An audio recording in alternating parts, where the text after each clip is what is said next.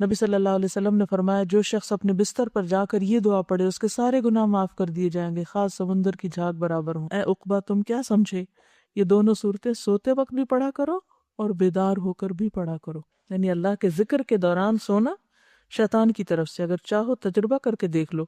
آج ہم انشاءاللہ سونے کے آداب اور اذکار پڑھیں گے۔ سونے کے وقت پر سونا۔ هو الذی جعل لکم اللیل لتسکنوا فیہ والنہار مبصرا ان فی ذلک لآیات لقوم یسمعون۔ وہی تو ہے جس نے تمہارے لیے رات بنائی تاکہ تم اس میں آرام کرو، اور دن کو روشن بنایا تاکہ اس میں کام کاج کرو۔ اس میں بھی ان لوگوں کے لیے کئی نشانیاں ہیں جو سنتے ہیں۔ پھر اسی طرح عشاء کی نماز پڑھے بغیر نہ سونا۔ عبداللہ بن مسعود بیان کرتے ہیں کہ نبی صلی اللہ علیہ وسلم کے سامنے ایک شخص کا ذکر کیا گیا کہ وہ صبح تک پڑا سوتا رہا اور فرض نماز کے لیے نہیں اٹھا۔ اس پر آپ نے فرمایا شیطان نے اس کے کان میں پیشاب کر دیا ہے۔ نماز عشاء میں سستی کو منافقت کی علامت قرار دیا گیا ہے۔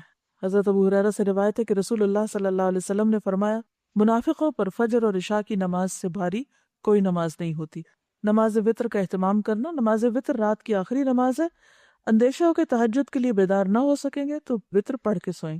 پھر اسی طرح حدیث میں آتا ہے کہ جسے اندیشہ ہو کہ وتر پڑھنے کے لیے رات کے آخری حصے میں نہیں اٹھ سکے گا اسے رات کے پہلے حصے میں عشاء کے بعد وتر پڑھ لینی چاہیے۔ نماز عشاء کے بعد سونے میں تاخیر نہیں کرنی چاہیے سوائے اس کے کہ ذکر الہی یا علمی گفتگو یا دینی مذاکرہ ہو۔ گھر والوں سے ضروری بات کے لیے جاگا جا سکتا ہے۔ نبی صلی اللہ علیہ وسلم نے فرمایا رات کا اندھیرا پھیل جانے کے بعد لایانی گفتگو نہ کیا کرو۔ اور ہمارے اکثر پروگرامز اور جو کچھ ہم دیکھتے سنتے ہیں یا جو کچھ ہوتا ہے وہ عام طور پر لایانی ہی ہوتا ہے۔ ابو برزہ اسلمی کہتے ہیں کہ آپ صلی اللہ علیہ وسلم عشاء میں تاخیر پسند فرماتے لیکن اس سے پہلے سونے کو اور اس کے بعد باتوں کو ناپسند کرتے۔ بسم اللہ پڑھ کر گھر کے دروازے بند کر دینے چاہیے کیونکہ حدیث میں آتا ہے کہ دروازوں کو بند کر لیا کرو اور اللہ کا نام لے لیا کرو کیونکہ شیطان بند دروازے نہیں کھولتا۔ سونے سے قبل آگ وغیرہ بجھا دینی چاہیے، خصوصاً سردی کے موسم میں گیس کے ہیٹرز وغیرہ بند کر دینے چاہیے۔ نبی صلی اللہ علیہ وسلم نے فرمایا جب سونے لگو تو گھر میں آگ کھلی نہ چھوڑو۔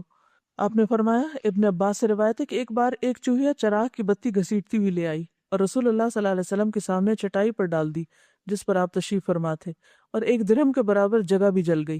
تو آپ نے فرمایا جب تم سونے لگو تو اپنے چراغ بجھا دیا کرو، یعنی آگ کھلی نہیں رہنی چاہیے کیونکہ ہو سکتا ہے کہ شیطان جو ہے وہ گھروں میں آگ لگانے کی کوشش کرے۔ شیطان اس قسم کی مخلوق کو آگے لگا لیتا ہے اور تمہارے گھروں میں آگ لگا دیتا ہے۔ نبی صلی اللہ علیہ وسلم نے فرمایا آگ دشمن ہے اس لیے اس سے بچو۔ ابن عمر رات کو سونے سے پہلے اپنے گھر میں جہاں بھی آگ جل رہی ہوتی تھی بجھا کر سوتے تھے۔ ایسی جگہ سونے سے پرہیز کرنا چاہیے جہاں تازہ ہوا نہ آئے۔ ایسی چھت پہ نہیں سونا چاہیے جہاں منڈیر نہ ہو۔ رسول اللہ صلی اللہ علیہ وسلم نے فرمایا جو شخص کسی ایسی چھت پہ سوئے جس کے گرد کوئی منڈیر یعنی دیوار وغیرہ نہ ہو تو اس سے ذمہ اٹھ گیا، یعنی وہ اٹھ کے بازلوں کو چلنے کی عادت ہوتی اور چھت سے نیچے جا گرا مر گیا تو پھر اس کا اپنا قصور ہے۔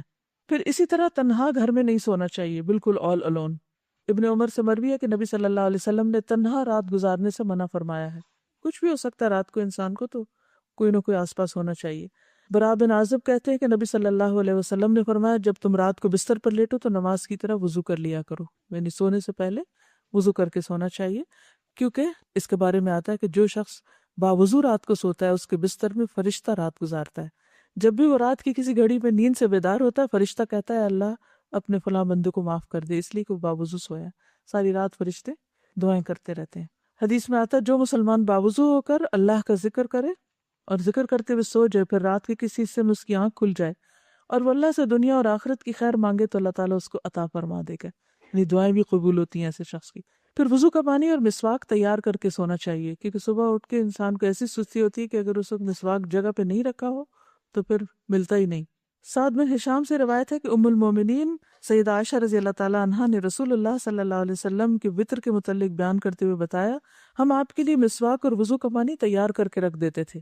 تو آج کل یہ ہے کہ سونے سے قبل رات ٹینکی وغیرہ کا پانی چیک کر کے سوئیں تاکہ ایسا نہ ہو کہ صبح کے وقت بجلی بھی گئی ہوئی ہو اور پانی بھی نہ ہو اور نماز میں تاخیر ہو جائے، تو ایسا نہ ہو۔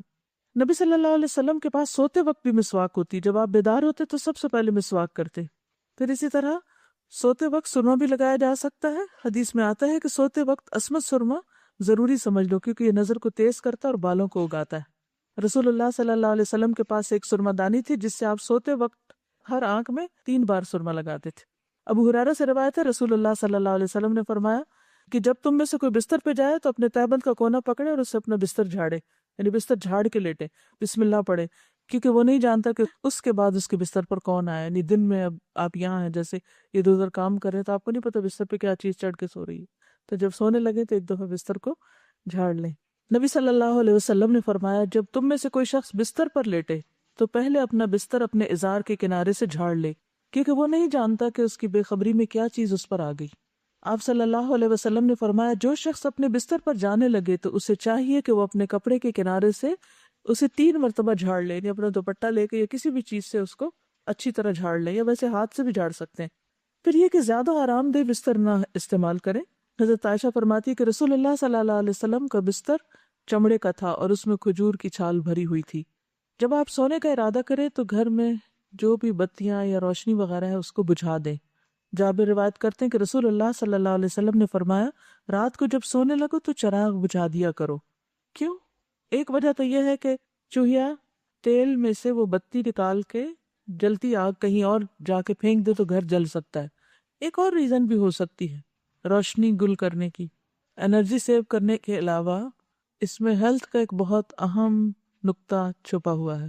ٹھیک ہے، روشنی میں سونے کی وجہ سے آپ ریلیکس نہیں ہوتے پوری طرح. ہمارے جسم کے کچھ حصے صرف اس وقت کام کرتے ہیں جب مکمل ڈارکنس ہوتی ہے.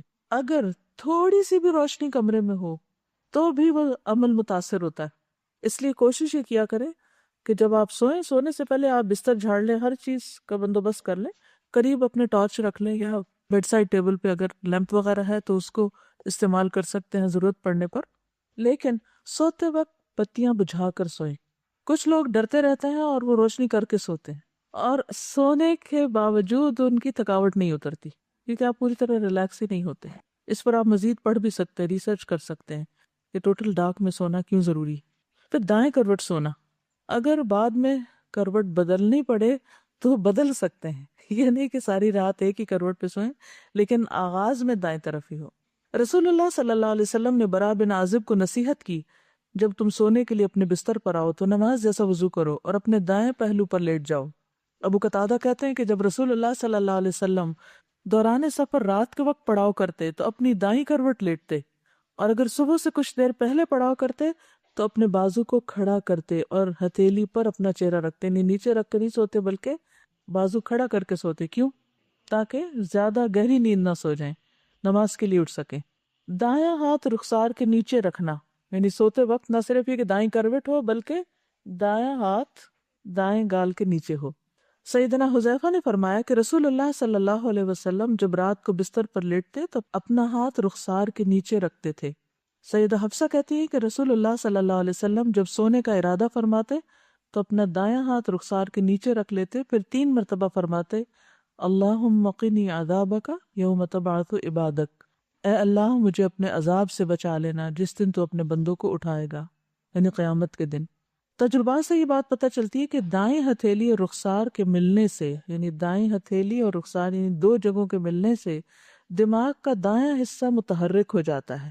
اس طرح دوران خون تحریک کا سلسلہ شروع ہو جاتا ہے، یعنی سرکولیشن بہتر ہوتی ہے. اس عمل کے دوران زائد اور مضر چربی LDL کو زائل ہو جاتی ہے، جس سے اعصاب پرسکون ہوتے ہیں اور نیند بھی پرسکون ہوتی. تو ہر چیز میں ایک حکمت ہے، لیکن ہم اس سے بڑھ کر سنت کی پیروی کریں گے. پھر پیٹ کے بل الٹا ہو کر نہ لیٹیں. ابو ہریرہ رضی اللہ عنہ سے روایت ہے کہ رسول اللہ صلی اللہ علیہ وسلم نے ایک آدمی کو پیٹ کے بل لیٹے ہوئے دیکھا تو فرمایا اس طرح پیٹ کے بل لیٹنا اللہ تعالیٰ کو پسند نہیں. ابو ذر رضی اللہ عنہ سے روایت ہے کہ میں پیٹ کے بل لیٹا ہوا تھا، نبی صلی اللہ علیہ وسلم میرے پاس سے گزرے، مجھے قدم مبارک سے ٹھوکا دیا اور فرمایا اے پیارے جنیدب، یہ اہل جہنم کے لیٹنے کا انداز ہے، یعنی ایسے مت لیٹو. منہ لپیٹ کر نہ سونا، کچھ لوگ رضائی کے اندر منہ رکھ کے سوتے ہیں. اس سے کیا نقصان ہوتا ہے؟ آکسیجن نہیں ملتی اور کاربن ڈائی آکسائڈ ہی انہیل کرتے رہتے ہیں بار بار. اب ساری رات اگر یہی کام کریں گے تو صبح فریش کیسے اٹھیں گے؟ پھر اللہ کا ذکر کرنا. نبی صلی اللہ علیہ وسلم نے فرمایا جو آدمی اپنے بستر پر آئے لیکن اللہ کا ذکر نہ کرے وہ بھی اس کے لیے باعث حسرت ہوگا، یعنی بستر اس کے خلاف گواہی دے گا. عبداللہ بن مسعود کہتے ہیں کہ اللہ کا ذکر کرتے وقت نیند کا آنا شیطان کی طرف سے ہے، یعنی اللہ کے ذکر کے دوران سونا شیطان کی طرف سے. اگر چاہو تجربہ کر کے دیکھ لو، اور جب تم میں سے کوئی سونے کا ارادہ کرے تو اللہ تعالیٰ کا ذکر کرے۔ تسبیحات فاطمہ پڑھنا یہ ہر تھکاوٹ کا علاج بھی ہے۔ سیدنا علی سے روایت ہے کہ فاطمہ رضی اللہ تعالیٰ عنہ کے ہاتھوں میں چکی پیسنے کی وجہ سے تکلیف ہو گئی، گٹھے پڑ گئے، تو وہ اس کی شکایت لے کر نبی صلی اللہ علیہ وسلم کی خدمت میں حاضر ہوئی، کیونکہ انہیں پتہ چلا تھا کہ آپ کے پاس کچھ غلام آئے ہیں، لیکن ان کی ملاقات نبی صلی اللہ علیہ وسلم سے نہ ہو سکی۔ اس لیے حضرت فاطمہ نے حضرت عائشہ سے اس بات کا ذکر کیا۔ جب آپ گھر تشریف لائے تو حضرت عائشہ نے اس کا تذکرہ کیا۔ حضرت علی بیان کرتے ہیں، پھر آپ ہمارے یہاں تشریف لائے، ہم اس وقت اپنے بستروں پر لیٹ چکے تھے، ہم نے اٹھنا چاہا تو آپ نے فرمایا تم دونوں لیٹے رہو، پھر آپ میرے اور فاطمہ کے درمیان بیٹھ گئے، میں نے آپ صلی اللہ علیہ وسلم کے قدموں کی ٹھنڈک اپنے پیٹ پر محسوس کی، پھر آپ نے فرمایا تم دونوں نے جو چیز مجھ سے مانگی ہے کیا میں اس سے بہتر چیز نہ دوں، کیا اس سے بہتر بات نہ بتاؤں؟ جب تم اپنے بستر پر لیٹ جاؤ تو 33 بار سبحان اللہ، 33 بار الحمدللہ اور 34 بار اللہ اکبر کہو، یہ تمہارے لیے خادم سے زیادہ بہتر ہے۔ اس میں کیا سیکھنے کی بات ہے کہ جب بچے کو مطالبہ لے کر آئے تو کیا کرنا چاہیے؟ ان کی توجہ اس سے بہتر بات کی طرف کر دینی چاہیے، یعنی اگر آپ نے کچھ نہ دینا ہو تو ایک اچھی بات ہی بتا دیں۔ عموماً ہم کیا کرتے ہیں جب ہم بچوں کو کچھ دینا نہیں چاہتے تو پھر کیا کرتے ہیں؟ ڈانٹ ڈپٹ کو بھیج دیتے ہیں، تو بہتر ہے کہ کوئی اچھی بات بتا دیں ان کو۔ آیت الکرسی پڑھنا، آیت الکرسی شیطان سے محفوظ رکھنے والی آیت ہے۔ وہ مشہور روایت جس میں سیدنا ابی ابن کعب اپنے والد سے روایت کرتے ہیں کہ ان کے کھجوروں کے کھیت تھے، وہ اس میں کمی دیکھتے، یعنی ان کی چوری ہوتی تھی۔ ایک رات انہوں نے چور پکڑ لیا، وہ ایک جانور سے مشابہ ایک نوعمر لڑکا تھا، ایک جانور جیسی شکل تھی۔ انہوں نے سلام کیا تو اس نے جواب دیا، پوچھا تم کون ہو، جن ہو یا انسان؟ اس نے کہا میں جن ہوں۔ انہوں نے کہا اپنا ہاتھ میری طرف بڑھاؤ۔ اس نے اپنا ہاتھ بڑھایا، اس کا ہاتھ کتے کے ہاتھ کی طرح تھا، بال کتے کے بال کی طرح تھے۔ انہوں نے پوچھا کیا اس طرح جنوں کی تخلیق ہوئی، یعنی ایسی شکل ہوتی ہے؟ اس نے کہا میں یہ جانتا ہوں کہ جنوں میں مجھ سے زیادہ شدید اور کوئی نہیں، یعنی یہ نہیں بتایا، لیکن کہا کہ میں ایک قوی جن ہوں۔ انہوں نے کہا تم میرے پاس کیوں آئے؟ اس نے کہا مجھے خبر ملی ہے کہ تم صدقہ کرنا بہت پسند کرتے ہو، تو میں تمہارے کھانے میں سے اپنا حصہ لینے آیا ہوں۔ انہوں نے کہا کیا چیز تم سے بچا سکتی ہے؟ اس نے کہا وہ آیت جو سورۃ البقرہ میں ہے، یعنی آیت الکرسی، لفظ نہیں آیت الکرسی بولا، جو کوئی اس کو رات کے وقت پڑھے گا وہ صبح تک مجھ سے پناہ میں رہے گا، اور جو صبح اسے پڑھے گا وہ رات تک مجھ سے پناہ میں رہے گا۔ پھر جب صبح کو انہوں نے اس بات کا ذکر نبی صلی اللہ علیہ وسلم سے کیا تو آپ نے فرمایا اس خبیث نے سچ کہا۔ آپ کی تو نہیں کبھی چوری ہوئی؟ کوئی چیز کم تو نہیں ہوئی؟ عام طور پر جب کوئی چیز چوری ہو جاتی ہے یا کم ہو جاتی ہے تو ہم صرف انسانوں پر ہی شک کرتے ہیں۔ اس میں ایک احتمال یہ بھی رکھیے کہ شیاطین ہیں یا شیطانوں کے چیلے ہیں جو یہ کام کرتے ہیں، تو ان سب سے بچنے کے لیے کیا کرنا چاہیے؟ جی ہاں، اس وقت یہ کہتے ہیں اور کیا تم نہیں لے گئے تو جن لے گیا کوئی۔ اب آپ دیکھیے کہ یہ ایک صحیح روایت ہے اور اس سے پتہ چلتا ہے کہ وہ آپ کے کھیتوں میں سے کچھ چرانے کے لیے آیا تھا۔ تو رات سوتے وقت ہم تو سو جاتے ہیں، بے ہوش ہو جاتے ہیں، ہمیں کیا خبر کہ کیا ہو رہا ہے آس پاس، تو ان چیزوں کی حفاظت اللہ ہی کرتا ہے، لہٰذا اللہ کے نام سے ہر ایک کو اللہ کی امان میں دے دینا چاہیے۔ میں یہ بتانا چاہ رہی ہوں کہ ابھی جب یہ واقعہ بیان ہو رہا تھا تو میرے جسم کے رونگٹے بھی کھڑے ہو گئے کہ میں یہ سوچ رہی تھی کہ 2 ماہ پہلے میرے پاس ایک بچی کام کرتی تھی اور وہ چلی گئی، اور اس کے گھر والے بھی قریب رہتے تھے، اور جب وہ چلی گئی تو اس کے جانے کے بعد ہم نے دیکھا کہ میرے کچن میں چاول کی بوری ہے جو آدھی خالی ہو گئی ہے، اور اب اس کے جانے کے بعد 2 ماہ میں اس کا 1/4 بھی حصہ ختم نہیں ہوا۔ اور ابھی رات کو بھی ہم یہ بات کر رہے تھے کہ اب دیکھا بھی نہیں، پوری طرح یقین سے بھی نہیں کہہ سکتے، لیکن ایک دم سے اچانک وہ آدھی بوری کہاں چلی گئی۔ اور اب چونکہ جب بچی گھر میں ہوتی ہے تو ہم ملازمہ کے اوپر انحصار بھی زیادہ کرتے ہیں، اور یہ بھی بہت ممکن ہے کہ میں نے آیت الکرسی بھی نہ پڑھی ہو، لیکن اب مجھے لگ رہا ہے کہ مجھے اس کا بریز ذمہ کر دینا چاہیے، کیونکہ یہ بھی ممکن ہے۔ ہو سکتا ہے کہ جس کو ہم چور کہہ رہے ہوں چور نہ ہو، اور اس طرح ہمارے عمل نہ برباد ہو جائیں، کیونکہ بعض گمان گناہ ہوتے ہیں، ان بعض الظن اسم، تو یہ ایک احتمال ہے۔ آیت الکرسی تو سب کو آتی، نہیں آتی تو یاد کر لیجیے۔ پھر دوسری روایت حضرت ابو ہریرہ والی بھی ہے اس سلسلے میں، جن کو صدقہ فطر پر مقرر کیا گیا اور 3 رات تک شیطان آتا رہا اور وہ اس میں سے چرانے کی کوشش کر رہا تھا، تو حضرت ابو ہریرہ پکڑ لیتے تھے، اور پھر آخر میں کیا اس نے بتایا کہ اگر تم آیت الکرسی پڑھ لو تو ایک فرشتہ رات بھر تیری حفاظت کرے گا اور شیطان تمہارے قریب بھی نہ آئے گا۔ نبی صلی اللہ علیہ وسلم کو جب یہ بات پتہ چلی تو آپ نے فرمایا ہاں اس نے تجھ سے سچی بات کہی لیکن وہ خود جھوٹا ہے۔ اے ابو ہریرہ کیا تمہیں معلوم ہے یہ 3 رات سے کون تمہارے پاس آ رہا تھا؟ ابو ہریرہ نے عرض کیا نہیں، آپ نے فرمایا وہ شیطان تھا۔ یہ صحیح بخاری کی روایت ہے۔ تو اس میں ہم میں سے ہر ایک کو اپنے سامان کی حفاظت کے لیے کیا کرنا چاہیے؟ آیت الکرسی پڑھنی چاہیے۔ چوروں پہ نظر ضرور رکھنی چاہیے، لیکن دوسرے چور بھی ہو سکتے ہیں۔ پھر سورۃ البقرہ کی آخری 2 آیات، سیدنا ابو مسعود بدری سے روایت ہے کہ رسول اللہ صلی اللہ علیہ وسلم نے فرمایا، سورۃ البقرہ کی آخری 2 آیتیں جو کوئی رات کو پڑھ لے گا وہ اس کو کافی ہو جائیں گی۔ کون سی ہیں وہ 2؟ آمن الرسول بما انزل۔ نعمان بن بشیر سے روایت ہے کہ نبی صلی اللہ علیہ وسلم نے فرمایا کہ اللہ تعالیٰ نے آسمان و زمین پیدا کرنے سے 2000 برس پہلے ایک کتاب لکھی، اس کتاب میں سے 2 آیات اتاری جن کے ساتھ سورۃ البقرہ کو ختم کیا گیا۔ جس گھر میں 3 رات یہ آیات پڑھی جائیں شیطان اس کے قریب نہیں آتا۔ سورۃ الکافرون رات کو سوتے وقت پڑھنی چاہیے۔ فروہ بن نوفل اپنے والد سے روایت کرتے ہیں کہ نبی صلی اللہ علیہ وسلم نے نوفل سے فرمایا، قل یا ایھا الکافرون پڑھو اور اسی پر بات چیت ختم کر کے سو جاؤ، یعنی اس کے بعد اور باتیں نہیں کرو، بے شک اس میں شرک سے برات کا اظہار ہے۔ یعنی اس حال میں پھر اگر انسان دنیا سے رخصت ہو جائے تو گویا وہ شرک سے بری ہو کر رخصت ہوا۔ سورۃ الاخلاص اور معوذتین بھی پڑھیں۔ ابو الدرداء سے روایت ہے کہ رسول اللہ صلی اللہ علیہ وسلم نے فرمایا، کیا تم اس سے عاجز ہو کہ ہر رات 1/3 قرآن پڑھ لو؟ صحابہ نے عرض کیا 1/3 قرآن کس طرح پڑھیں؟ آپ نے فرمایا قل هو اللہ احد 1/3 قرآن کے برابر ہے، یعنی رات کو سوتے وقت انسان اسے بھی پڑھ لے۔ اور معوذتین جو ہے، نبی صلی اللہ علیہ وسلم جب اپنے بستر پر آرام کے لیے آتے تو روزانہ رات کو اپنے دونوں ہاتھوں کو ملا کر ان پر سورۃ الاخلاص، الفلق اور الناس پڑھ کر دم کرتے، یعنی پھونک مارتے، پھر اپنے دونوں ہاتھ اپنے پورے جسم پر پھیر لیتے تھے، ٹھیک ہے، یعنی ہاتھوں پر دم کرتے اور ہاتھ پہ پھیرتے تھے اور سر سے شروع کرتے، پہلے اپنے سر پر اور چہرے پر پھیرتے، اس کے بعد اپنے جسم پر جہاں تک آپ کا ہاتھ پہنچتا پھیر لیتے، اور یہ فعل آپ 3 مرتبہ کرتے تھے۔ ایک اور حدیث سے معلوم ہوتا ہے کہ نبی صلی اللہ علیہ وسلم اگر بیمار ہوتے تو حضرت عائشہ معوذتین پڑھ کر آپ کے ہاتھوں پر پھونک کر آپ کے جسم پر پھیر دیتی۔ اس سے یہ پتہ چلتا ہے کہ بیماری میں بھی یہ عمل جاری رہتا تھا۔ اب جیسے چھوٹے بچے ہوتے ہیں وہ خود نہیں پڑھ سکتے تو آپ خود اپنے اوپر بھی پھیر لیں اور ان کے اوپر بھی ہاتھ پھیر دیں۔ اب یہ کہ ہاتھوں پر دم کر کے وہ پھونک جب ماری جاتی تو لازماً اس میں کچھ اثرات آتے ہوں گے، اسی لیے پھر وہ جسم پر پھیرنے کے لیے کہا گیا۔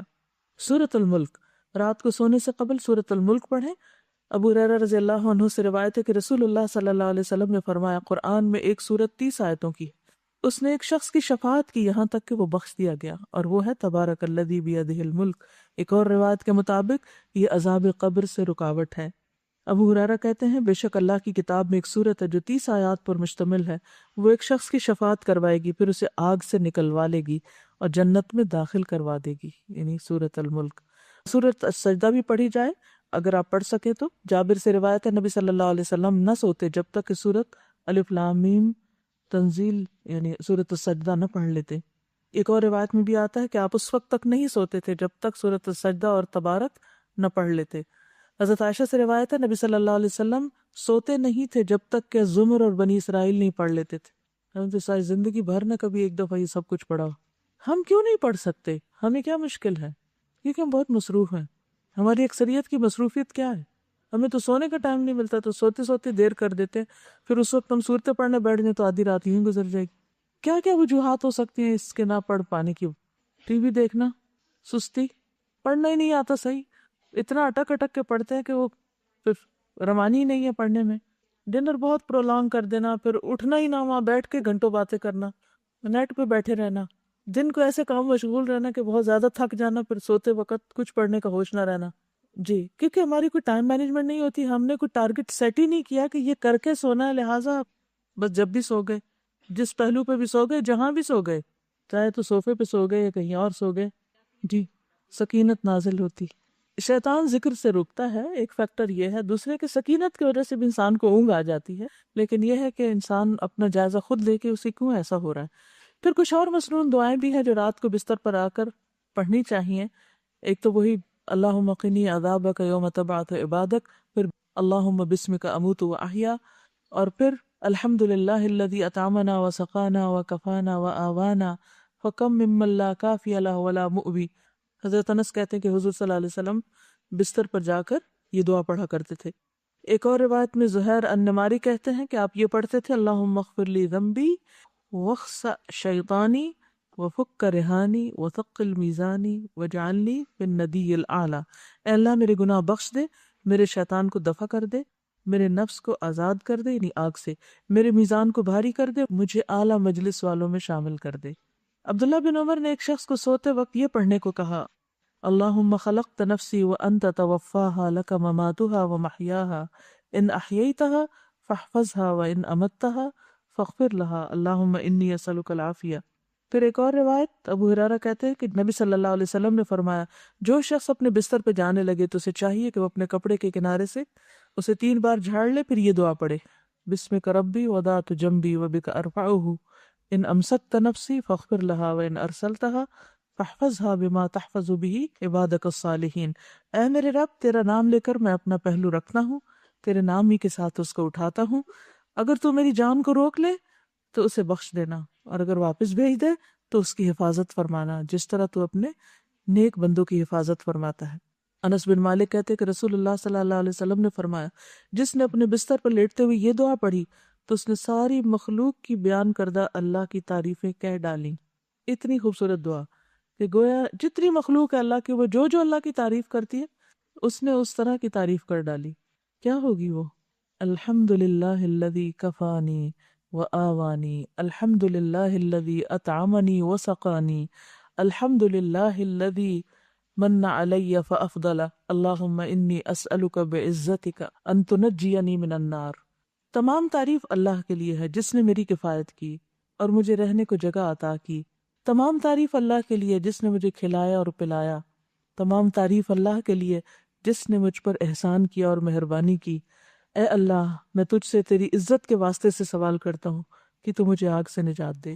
ابن عمر سے روایت ہے، رسول اللہ صلی اللہ علیہ وسلم جب بستر پر تشریف لاتے تو فرماتے، الحمد للہ الذی کفانی وآوانی واطعمنی وسقانی والذی من علی فافضل والذی اعطانی فاجزل، الحمد للہ علی کل حال، اللہم رب کل شیء وملیکہ والہ کل شیء اعوذ بک من النار۔ تمام تعریف اللہ کے لیے ہے جس نے میری کفایت کی اور مجھے رہنے کو جگہ عطا کی، مجھے کھلایا اور پلایا، اور وہ ذات جس نے مجھ پہ بہت احسان کیا اور بہت زیادہ کیا، جس نے مجھے دیا اور بہت خوب دیا۔ ہر حال میں اللہ کی تعریف۔ اے اللہ، اے ہر چیز کے پالنے والے اور اس کے مالک، اے ہر چیز کے معبود، میں آگ سے تیری پناہ چاہتا ہوں۔ اس قدر خوبصورت دعا ہے۔ ابو ہریرہ سے مروی ہے کہ ایک مرتبہ ابو بکر نے عرض کیا، اے اللہ کے رسول صلی اللہ علیہ وسلم، مجھے ایسی دعا سکھا دیجئے جو میں صبح شام بستر پر لیٹتے وقت پڑھ لیا کروں۔ تو آپ نے یہ دعا سکھائی، اللہم عالم الغیب والشہادۃ فاطر السماوات والارض رب کل شیء وملیکہ اشہد ان لا الہ الا انت اعوذ بک من شر نفسی ومن شر الشیطان وشرکہ۔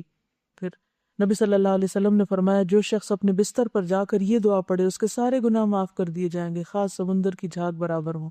لا الہ الا اللہ وحدہ لا شریک لہ، لہ الملک ولہ الحمد وہو علی کل شیء قدیر، لا حول ولا قوۃ الا باللہ، سبحان اللہ والحمد للہ ولا الہ الا اللہ واللہ اکبر۔ برا بن عازب کہتے ہیں، نبی صلی اللہ علیہ وسلم نے ایک صحابی کو وصیت کی اور فرمایا، جب تم بستر پہ جانے لگو تو یہ پڑھا کرو، اللہم اسلمت نفسی الیک وفوضت امری الیک ووجہت وجہی الیک والجأت ظہری الیک رغبۃ ورہبۃ الیک لا ملجأ ولا منجا منک الا الیک آمنت بکتابک الذی انزلت ونبیک الذی ارسلت۔ اے اللہ، میں نے اپنی جان تیرے حوالے کی، اپنا معاملہ تجھے سونپا، اپنے آپ کو تیری طرف متوجہ کیا، اپنی پشت کو تیری پناہ میں دے دیا، تجھ سے امید کے ساتھ اور خوف کے ساتھ، تیرے سوا کوئی جائے پناہ اور نجات کی جگہ نہیں۔ میں ایمان لایا تیری کتاب پر جو تو نے نازل کی اور تیرے نبی پر جس کو تو نے بھیجا۔ دیکھیے کتنے ذکر ہیں، کتنی دعائیں، ایک سے ایک بڑھ کر خوبصورت ہے۔ سیدنا سہیل سے روایت ہے، جب ہم میں سے کوئی سونے لگتا تو ابو صالح کہتے، دائیں کروٹ پہ سو جاؤ اور یہ دعا پڑھو، اللہم رب السماوات ورب الارض ورب العرش العظیم، ربنا ورب کل شیء فالق الحب والنوا ومنزل التوراة والانجیل والفرقان، اعوذ بک من شر کل شیء انت آخذ بناصیتہ، اللہم انت الاول فلیس قبلک شیء وانت الآخر فلیس بعدک شیء وانت الظاہر فلیس فوقک شیء وانت الباطن فلیس دونک شیء، اقض عنا الدین واغننا من الفقر۔ نیند آنے تک ذکر کرتے رہیں۔ ربیہ بن کعب اسلمی کہتے ہیں، میں دن کے وقت نبی صلی اللہ علیہ وسلم کی خدمت کرتا، جب رات ہو جاتی تو میں آپ کے دروازے پر جا کر رات گزارتا، میں آپ کو ذکر کرتے ہوئے سنتا رہتا، آپ سبحان اللہ سبحان ربی پڑھتے رہتے، یہاں تک کہ میں اکتا جاتا اور مجھ پہ نیند کا غلبہ آ جاتا اور میں سو جاتا۔ رات کو پہلو بدلتے وقت لا الہ الا اللہ الواحد القہار رب السماوات والارض وما بینہما العزیز الغفار۔ رات آنکھ کھل جائے لا الہ الا اللہ وحدہ لا شریک لہ لہ الملک ولہ الحمد وہو علی کل شیء قدیر الحمد للہ وسبحان اللہ ولا الہ الا اللہ واللہ اکبر ولا حول ولا قوة الا باللہ۔ پھر کہے اللہم اغفر لی، یا کوئی دعا کرے تو اس کی دعا قبول ہوگی، اگر بستر سے اٹھ کر وضو کرے اور نماز پڑھے تو نماز قبول ہوگی۔ پھر برا خواب آ جائے تو دعا پڑھیے اعوذ باللہ من شر الشیطان وشرہا۔ پھر نیند میں ڈر جانے پر بھی دعا پڑھے اعوذ بکلمات اللہ التامات من غضبہ وعقابہ وشر عبادہ ومن ہمزات الشیاطین وان یحضرون۔ زبانی یاد کر لیں ورنہ رات کو اٹھ کے لائٹ آن کر کے کہاں سے ڈھونڈ کے پڑھیں گے۔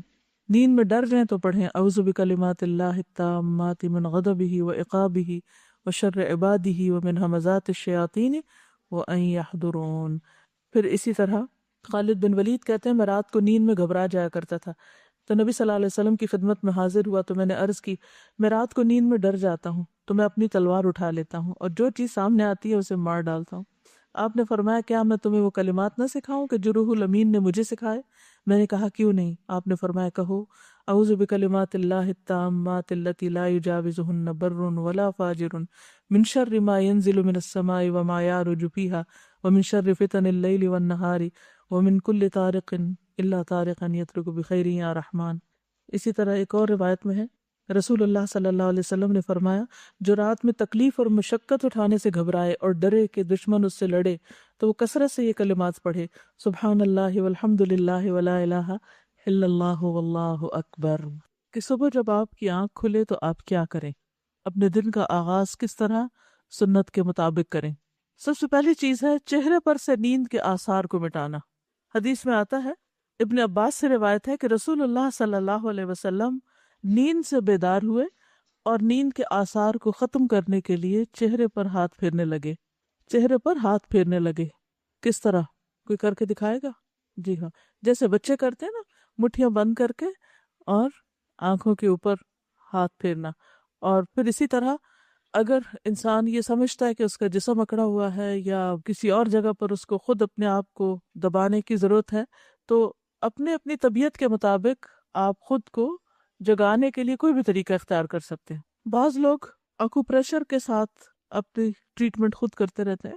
اگر کسی بھی طرح آپ کو صبح اٹھنے میں مشکل پیش آتی ہے، کسی بیماری کی وجہ سے، کسی ایسی تھکاوٹ کی وجہ سے کہ ساری رات سونے کے باوجود آپ نہیں جاگ پاتے پراپر طریقے سے، تو اس صورت میں آپ کو ضرور ایسے طریقے سیکھ لینے چاہیے کہ جب اٹھیں آپ تو واقعی فریش ہوں اور دن کا آغاز پراپر طریقے سے کر سکے، کیونکہ جس چیز کا آغاز اچھا نہ ہو اس کا انجام کیا اچھا ہوگا۔ تو اس میں ہمیں بہت کانشیسلی اور بہت توجہ کے ساتھ اپنی اصلاح کے طریقے سوچنے ہیں کہ ہم جب اٹھیں تو ایک تو سنت کے مطابق عمل کریں، اور اس کے علاوہ اگر ہمیں کسی بھی طرح سے ضرورت ہے اپنے علاج کی تو اس پر بھی توجہ دیں۔ سو کر اٹھنے کے بعد ہاتھ وغیرہ دھو لینے چاہیے۔ رسول اللہ صلی اللہ علیہ وسلم نے فرمایا جب تم میں سے کوئی نیند سے بیدار ہوا تو اپنے ہاتھ کو وضو کے پانی میں ڈالنے سے پہلے دھو لے، اس لیے کہ تم میں سے کوئی یہ نہیں جانتا کہ رات کو اس کا ہاتھ کہاں تھا۔ ابھی تو ٹیپ وغیرہ ہوتی ہے نا، تو ٹیپ کو تو آپ ویسے ہی کھول لیتے ہیں، لیکن جب باقاعدہ کوئی ایسے لوٹے وغیرہ یا ایسی چیزیں نہیں ہوتی تھی، وضو کے لیے پانی لپ بھر کے، یعنی اب تو نا کہ مگ وغیرہ ہوتے ہیں اس کے ذریعے لوگ پانی نکال لیتے ہیں، لیکن پہلے زمانے میں اور آج بھی بہت سی جگہوں پر ایسے حالات ہیں کہ لوگ ہاتھوں سے ہی پانی لیتے ہیں، تو گندے ہاتھ کو پانی میں نہیں ڈالنا چاہیے۔ پھر اسی طرح ایک اور حدیث میں آتا ہے، حذیفہ رضی اللہ عنہ سے روایت ہے کہ نبی صلی اللہ علیہ وسلم جب رات کو نیند سے بیدار ہوتے تو اپنا منہ مسواک سے صاف کرتے۔ نبی صلی اللہ علیہ وسلم نے فرمایا جب تم میں سے کوئی نیند سے بیدار ہو اور وضو کرے تو 3 مرتبہ ناک میں پانی ڈال کر جھاڑے، کیونکہ شیطان اس کی ناک کے بانسے میں رات گزارتا ہے۔ ٹھیک ہے، بیسیکلی یہ ساری چیزیں وضو میں شامل ہیں، یعنی سب سے پہلے ہاتھ دھونا، پھر اس کے بعد کلی وغیرہ کرنا، ناک صاف کرنا، منہ دھونا۔ رسول اللہ صلی اللہ علیہ وسلم نے فرمایا جب آدمی رات کو سو جاتا ہے تو شیطان اس کی گدی پر 3 گرہیں لگا دیتا ہے، ہر گرہ پر یہ پھونک دیتا ہے کہ ابھی تو بہت رات ہے، سو جاؤ۔ پھر اگر آدمی بیدار ہو گیا اور اللہ کا ذکر کیا تو ایک گرہ کھل جاتی ہے، اگر اس نے وضو کر لیا تو دوسری گرہ کھل جاتی ہے، اس کے بعد اگر اس نے نماز پڑھ لی تو تیسری گرہ بھی کھل جاتی ہے، اور وہ صبح کو تازہ دم اور خوش مزاج ہو کر اٹھتا ہے، ورنہ تمام دن بد دل اور سست جسم رہتا ہے۔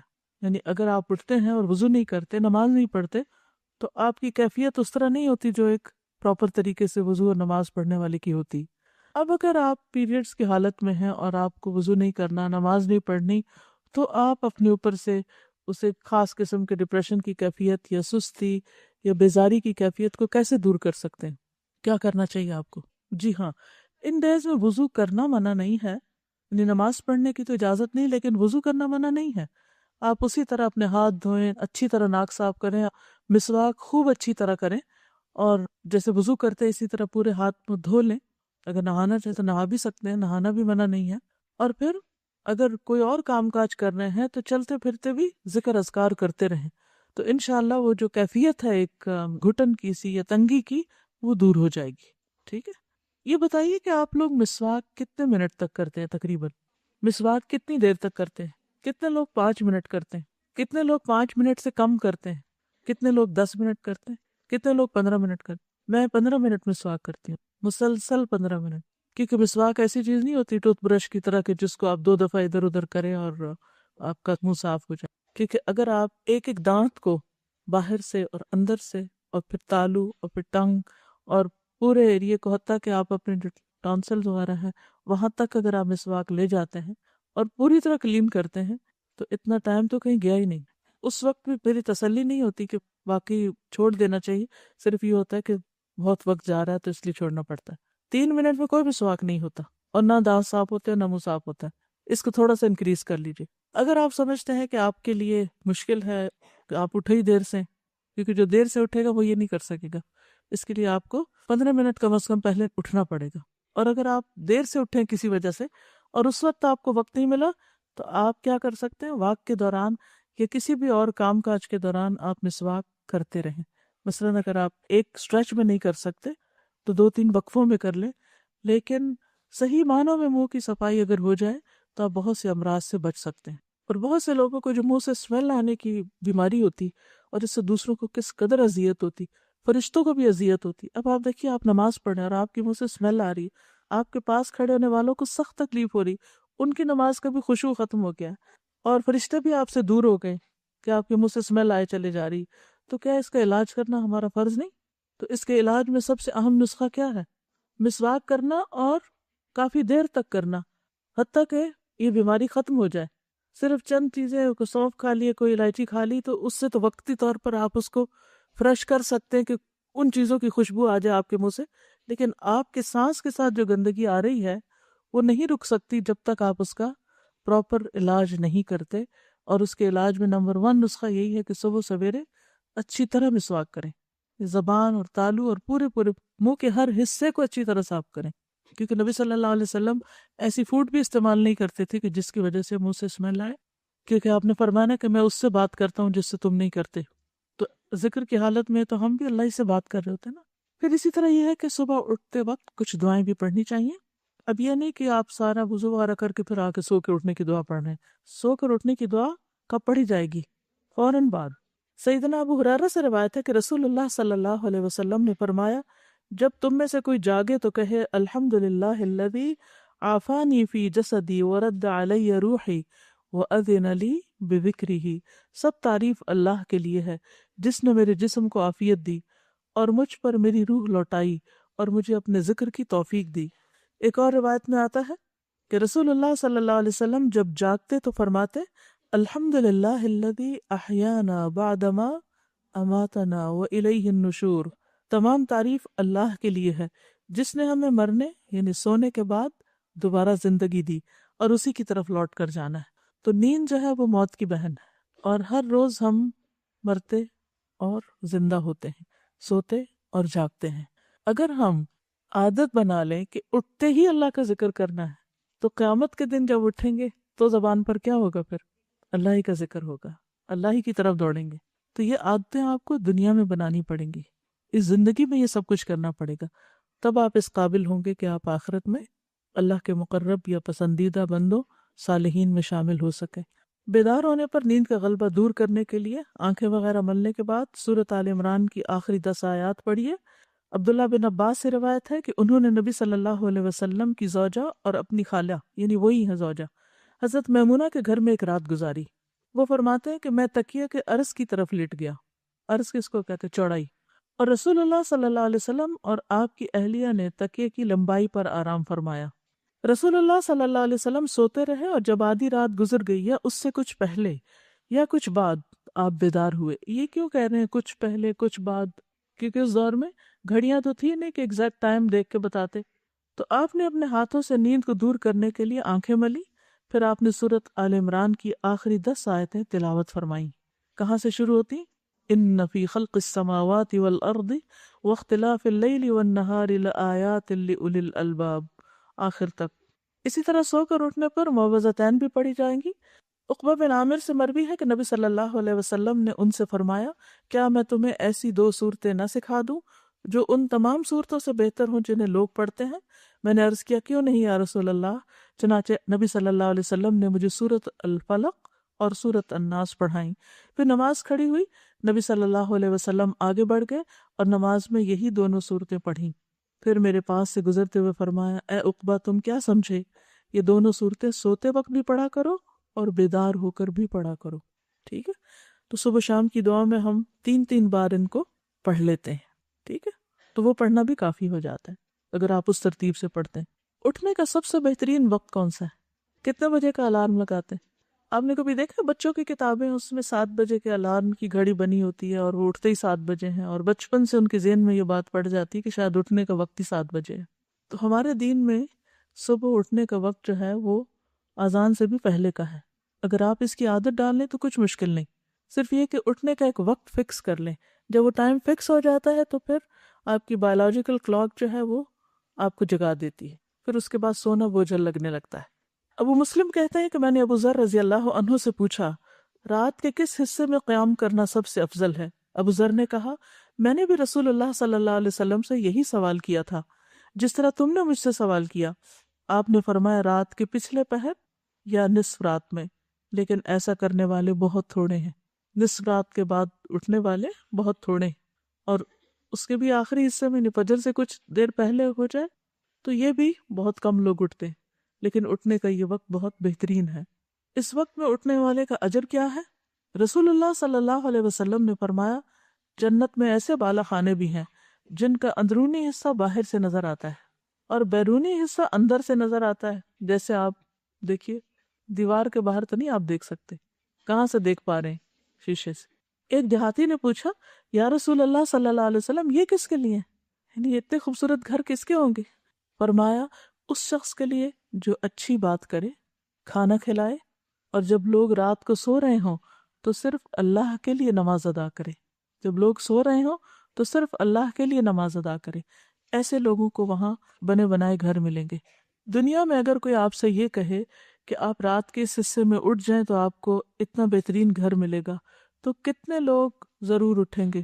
سبھی اٹھیں گے، کوئی بھی نہیں سوئے گا۔ کیوں؟ کیونکہ یقین ہوگا نا ان کو۔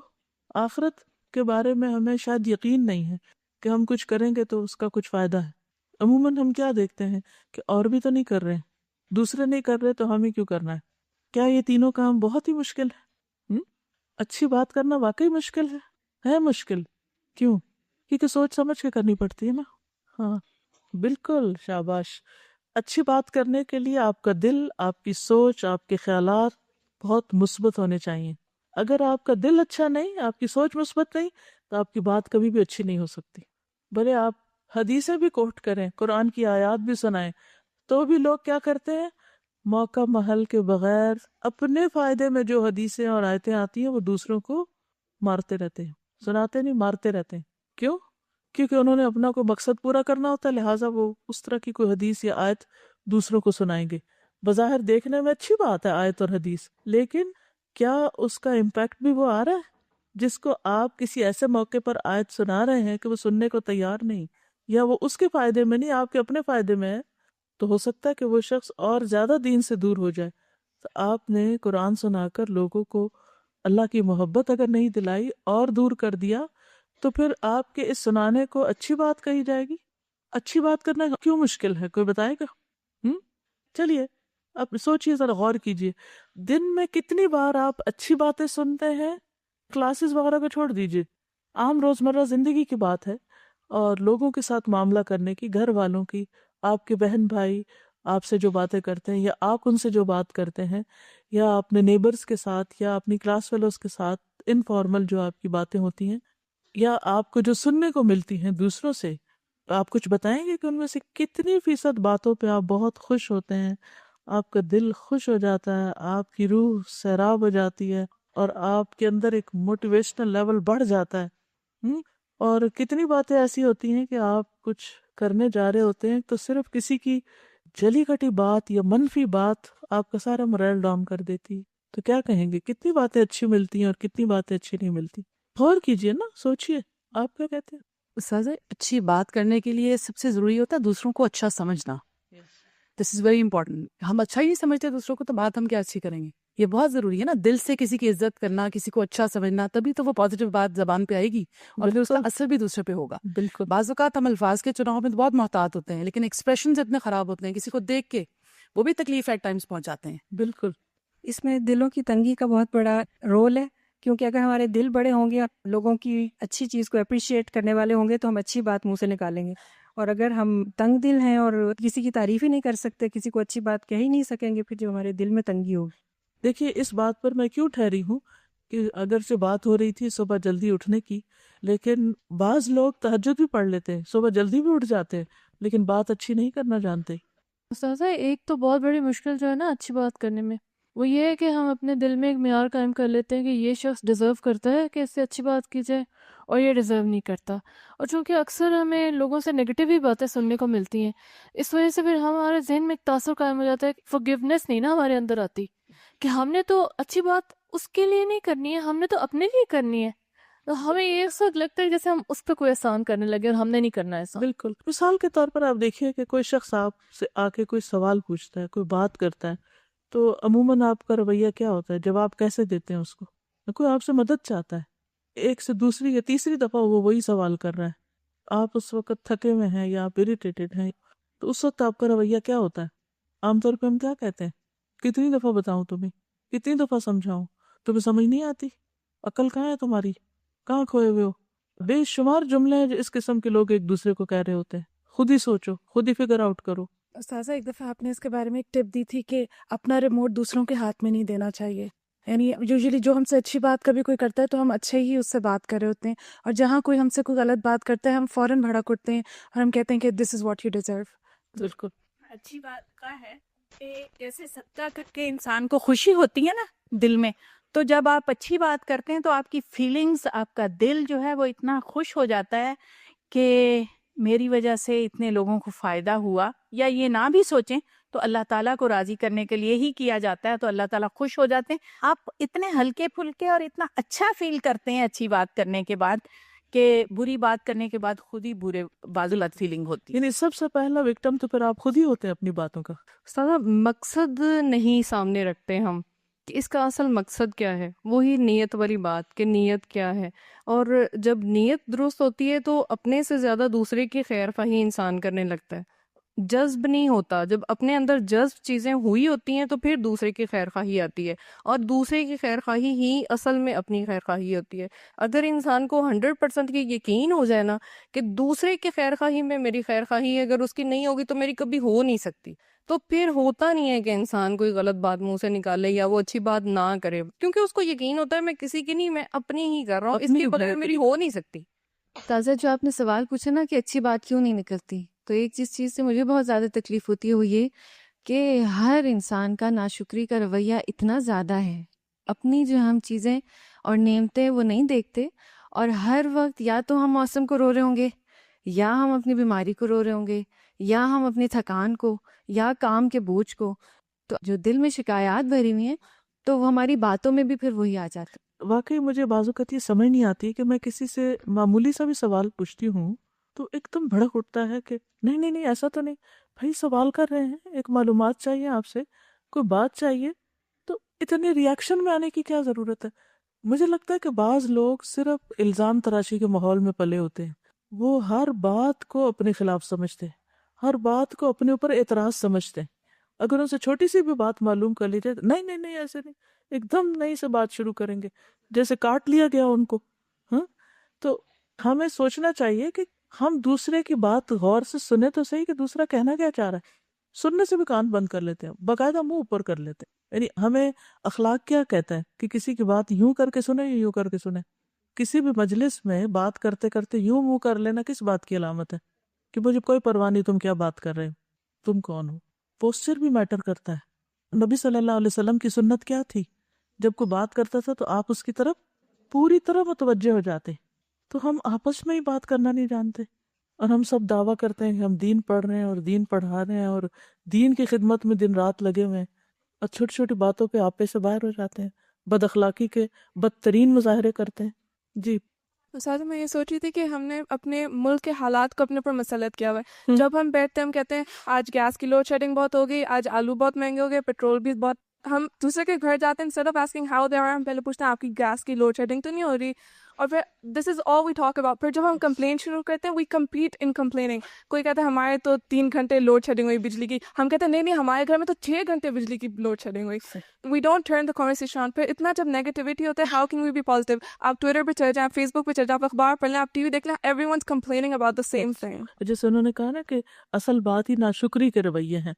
نفسیات میں یہ دیکھا گیا کہ 80 to 90% جو لوگ ہوتے ہیں وہ سب سے پہلے چیز کا منفی پہلو دیکھتے ہیں. اس میں ایک ٹیسٹ کیا گیا کہ ایک سادہ وائٹ کلر کا پیج لے کے اس کے درمیان میں ایک گول بلیک دائرہ لگایا گیا اور ان سے پوچھا گیا اچھا بتاؤ یہ کیا ہے. تو سب سے زیادہ لوگوں نے یہ کہا کہ یہ بلیک سرکل ہے. 95 to 5% صرف وہ لوگ تھے، مطلب صرف 5% ایسے لوگ تھے جنہوں نے یہ کہا کہ یہ سفید پیپر ہے جس کے اوپر ایک بلیک دائرہ لگا ہوا ہے. تو انہوں نے یہ کنکلوڈ کیا کہ زیادہ تر لوگ جو ہیں وہ چیز کا نیگیٹو پہلو دیکھتے ہیں. اور اسی طرح ہم منفی بات اس لیے کرتے ہیں کیونکہ ہماری جو زیادہ تر سوچ ہوتی ہے، جو ہمارا کنکلوژن ہوتا ہے وہ پریویس بیسڈ ہوتا ہے. ہم یہ کہتے ہیں کہ پچھلی دفعہ تم نے یوں کیا تھا، یہ تمہارا نیگیٹو ریئیکشن تھا، اس لیے اب کی بار بھی تم یہی کرو گے، تو وہ ہم اس کو اچھی بات نہیں کہتے. اٹیک کرنے کے جوابی. یعنی سب سے زیادہ جن لوگوں کے ساتھ ہم وقت گزارتے ہیں ان کے ساتھ اچھی بات کرنے میں سب سے زیادہ مشکل پیش آتی ہے. جی میں نے ایک جگہ پہ پڑھا تھا، مجھے بہت اچھا لگا کہ بعض اوقات اچھی بات کے اندر رکاوٹ یہ بھی ہوتی ہے نا کہ اچھا نہیں سمجھتے دوسروں کو، رسپیکٹ اتنی نہیں ہوتی دل میں. تو ایک کسی نے بڑا اچھا لکھا ہوا تھا کہ اگر آپ کو کسی شخص کی رسپیکٹ کرنے میں مشکل پیش آ رہی ہو تو آپ نے پڑھا ہے نا کہ ہر انسان کی شارک کے قریب اللہ تعالیٰ ہوتا ہے. تو آپ یہ سوچیں کہ اس کی شارک کے قریب بھی اللہ تعالیٰ ہے. تو آپ اللہ تعالیٰ کی جب رسپیکٹ آپ کے دل میں آئے گی تو اس کی جو منفی چیز ہے، جو اس کی نیگیٹیوٹی ہے، وہ شاید تھوڑی سی پیچھے ہٹ جائے. کیونکہ تعلقات خراب ہوتے ہیں تو پھر مشکل ہو جاتا ہے رسپیکٹ کرنا ایٹ ٹائمس. دوسری بات جو تھی وہ تھی کھانا کھلانا. اور تیسری بات جب لوگ رات کو سو رہے ہوں تو صرف اللہ کے لیے نماز ادا کرنا، صرف اللہ کے لیے، دکھاوے کے لیے نہیں. نبی صلی اللہ علیہ وسلم نے فرمایا اللہ تعالیٰ 3 قسم کے لوگوں سے محبت کرتا ہے. جاننا چاہتے ہیں کہ وہ کون ہے؟ اور پھر یہ بھی دیکھیے کہ کیا ہم ان میں ہیں کہ نہیں. ان پر ہنستا ہے اور ان سے خوش ہوتا ہے. ایک وہ آدمی کہ اس کی جماعت فرار ہو گئی، یعنی سارے بھاگ گئے، لیکن وہ ان کے بعد اللہ کے لیے لڑتا رہا، قتل ہو گیا، یا اللہ تعالیٰ نے اس کی مدد کی اور اسے کفایت کی. اللہ تعالیٰ ایسے آدمی کے بارے میں کہتا ہے میرے بندے کی طرف دیکھو، وہ اپنے آپ سے کیسے صبر کروا رہا ہے. اب آپ کہیں گے کہ ہم تو نہ جنگ کرنے والوں میں سے نہ کہیں جانے والوں میں سے، تو ہم پہ تو یہ لاگو ہی نہیں آتی بات. کس اور موقع پر ایسا ہو سکتا ہے کہ کسی چیز سے سب بھاگ جائے اور آپ پھر بھی جمے رہیں؟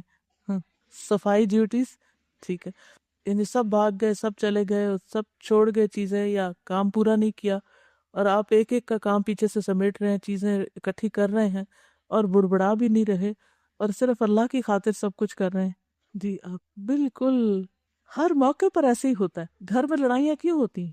بس سب نے کھانا کھایا اور برتن وہیں چھوڑ کے بیٹھ کے باتیں کرنے لگے، ایک طرف ہٹ گئے اور آپ اکیلی رہ گئی پیچھے سے ٹیبل کلیئر کرنے میں، پھر کچن کلیئر کرنے میں. یہ کتنا مشکل مرحلہ ہوتا ہے. آرام کرنے لگے اور آپ اکیلی کام کرتی رہیں اور آنسو بہاتی رہیں. مثلاً دین کے راستے میں آپ نکلے، اب آپ کے گروپ میں سے ایک گیا، دوسرا گیا، تیسرا گیا، تو آپ کہتے ہیں کہ اچھا میرا تو سارا روم خالی ہو گیا تو مجھے بھی چلے جانا چاہیے.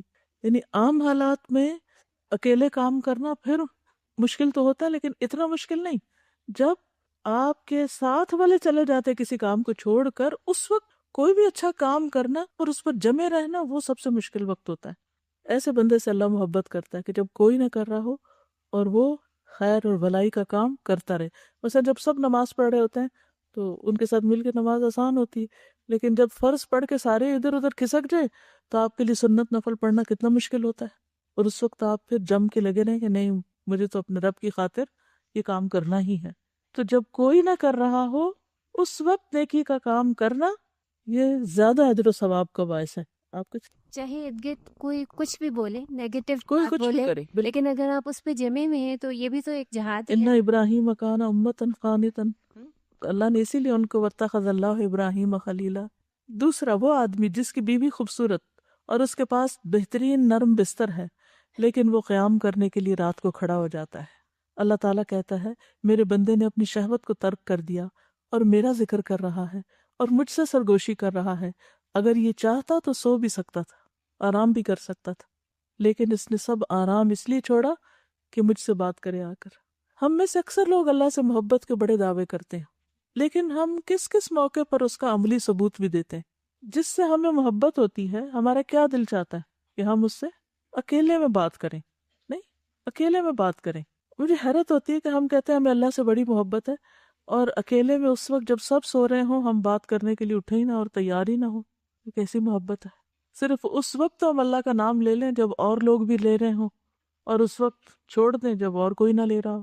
تو اپنے آپ کا جائزہ لیجئے کہ وہ کون کون سے مواقع ہیں کہ جب لوگ اللہ کا ذکر چھوڑ دیتے ہیں اور آپ کرتی رہتی، جب لوگ نمازیں مختصر کر دیتے ہیں، ادھر ادھر بھاگ جاتے ہیں اور آپ پڑھتی رہتی، جب اور کوئی قرآن گھر میں نہیں پڑھ رہا ہوتا تلاوت جیسے صبح کی اور آپ اس وقت پڑھ رہے ہوتے ہیں. آپ کا بھی دل چاہ رہا ہوتا ہے کہ سب سو گئے نماز پڑھ کے میں بھی سو جاؤں، لیکن آپ چپکے سے کھسک کے باہر نکل جاتے ہیں اور آپ اپنی تلاوت شروع کر دیتے ہیں. تو ان سارے مواقع کا جائزہ لیجئے کہ جہاں لوگ جب چھوڑ جائیں کسی خیر بھلائی کے کام کو یا کسی ایسی جگہ جہاں دنیاوی لذت اور آرام ہے اور آپ اللہ کی خاطر اس کو چھوڑ کر اللہ کی طرف یکسو ہو جائیں. تیسرے وہ آدمی جو قافلے سمیت سفر پر ہو، سب جا رہے ہیں اکٹھے کئی ٹرپ پر، وہ رات کو کچھ حصہ جاگنے اور چلنے کی وجہ سے چور چور ہو گئے ہوں، بالآخر سو گئے ہوں، لیکن وہ خوشی اور ناخوشی میں سحری کے وقت اٹھ کھڑا ہو اور نماز پڑھنی شروع کر دے. مجھے لگتا ہے یہ تینوں میں سے زیادہ بلند درجے پر ہے، کیونکہ ایسے وقت میں تو انسان کو اپنے ہوش و حواس قائم رکھنا مشکل ہو جاتا ہے. عموماً جب لمبے سفر سے آتے ہیں تو کیا دل چاہتا ہے کہ وہیں سے نماز پڑھ کے ہی آ جائیں، گھر آ کے نماز نہ پڑھنی پڑے. تو تھکاوٹ کے وقت میں اٹھ کر اللہ کی عبادت کرنا، اللہ کا ذکر کرنا، یہ ان کاموں میں سے ہے جن پر اللہ تعالیٰ آپ سے محبت کرتے ہیں. پھر تہجد کا وقت قبولیت کا خاص وقت ہے. سیدنا ابو ہریرہ سے روایت ہے کہ رسول اللہ صلی اللہ علیہ وسلم نے فرمایا، ہمارا مالک اور رب تبارک و تعالی ہر رات کو جس وقت آخری تہائی رات باقی رہ جاتی ہے آسمانی دنیا کی طرف نزول فرماتا ہے اور ارشاد فرماتا ہے، کون ہے جو مجھ سے دعا کرے تو میں اس کی دعا قبول کروں، کون ہے جو مجھ سے مانگے تو میں اس کو عطا کروں، کون ہے جو مجھ سے مغفرت اور بخشش چاہے تو میں اس کو بخش دوں. اللہ کا قرب حاصل کرنے کا ذریعہ ہے. ابو امامہ سے روایت ہے کہ رسول اللہ صلی اللہ علیہ وسلم نے فرمایا کہ نماز تہجد کی پابندی کرو، کیونکہ یہ پابندی تم سے پہلے قوموں کے نیک لوگوں کا طریقہ اور شعار رہا ہے، اور یہ تمہارے لیے اپنے رب کا قرب حاصل کرنے کا بہترین طریقہ ہے اور کوتاہی کو مٹانے والا اور گناہوں سے باز رکھنے والا ہے. یعنی تہجد انسان کے اندر ایسی طاقت پیدا کرتے ہیں کہ انسان برائیوں سے بچ جاتا ہے، برائیوں کی اٹریکشن کم ہو جاتی ہے. پھر شکر گزاری کا ذریعہ ہے. سیدنا مغیرہ بن شعبہ سے روایت ہے کہ رسول اللہ صلی اللہ علیہ وسلم نے اس قدر طویل قیام فرمایا، یعنی رات کو لمبی نماز پڑھی کہ آپ کے قدم مبارک سوج گئے. تو آپ سے عرض کیا گیا، آپ ایسا کیوں کرتے ہیں جبکہ آپ تو گناہوں سے پاک ہیں؟ آپ نے فرمایا، کیا اللہ سبحانہ و تعالیٰ کے لیے زیادہ شکر کرنے والا بندہ نہ بنوں جو اس نے احسان مجھ پر کیا، یعنی شکر گزاری میں زیادہ عبادت نہ کروں. پھر اسی طرح یہ کہ اگر آپ تہجد پڑھ رہے ہو تو اس وقت اگر آپ کو قرآن مجید کا کچھ حصہ زیادہ یاد ہے تو آپ زبانی پڑھ سکتے ہیں، ورنہ مصحف کھول کے بھی پڑھ سکتے ہیں تاکہ طویل قیام ہو، طویل قرات ہو. نبی صلی اللہ علیہ وسلم رات کی نماز میں قرات کبھی بلند آواز سے کرتے اور کبھی آہستہ آواز سے، دونوں طرح کر سکتے ہیں.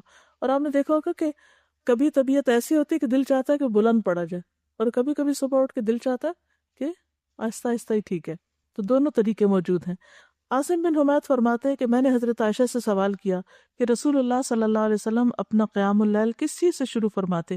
انہوں نے کہا، تم نے مجھ سے وہ بات پوچھی جو پہلے کسی نے نہیں پوچھی.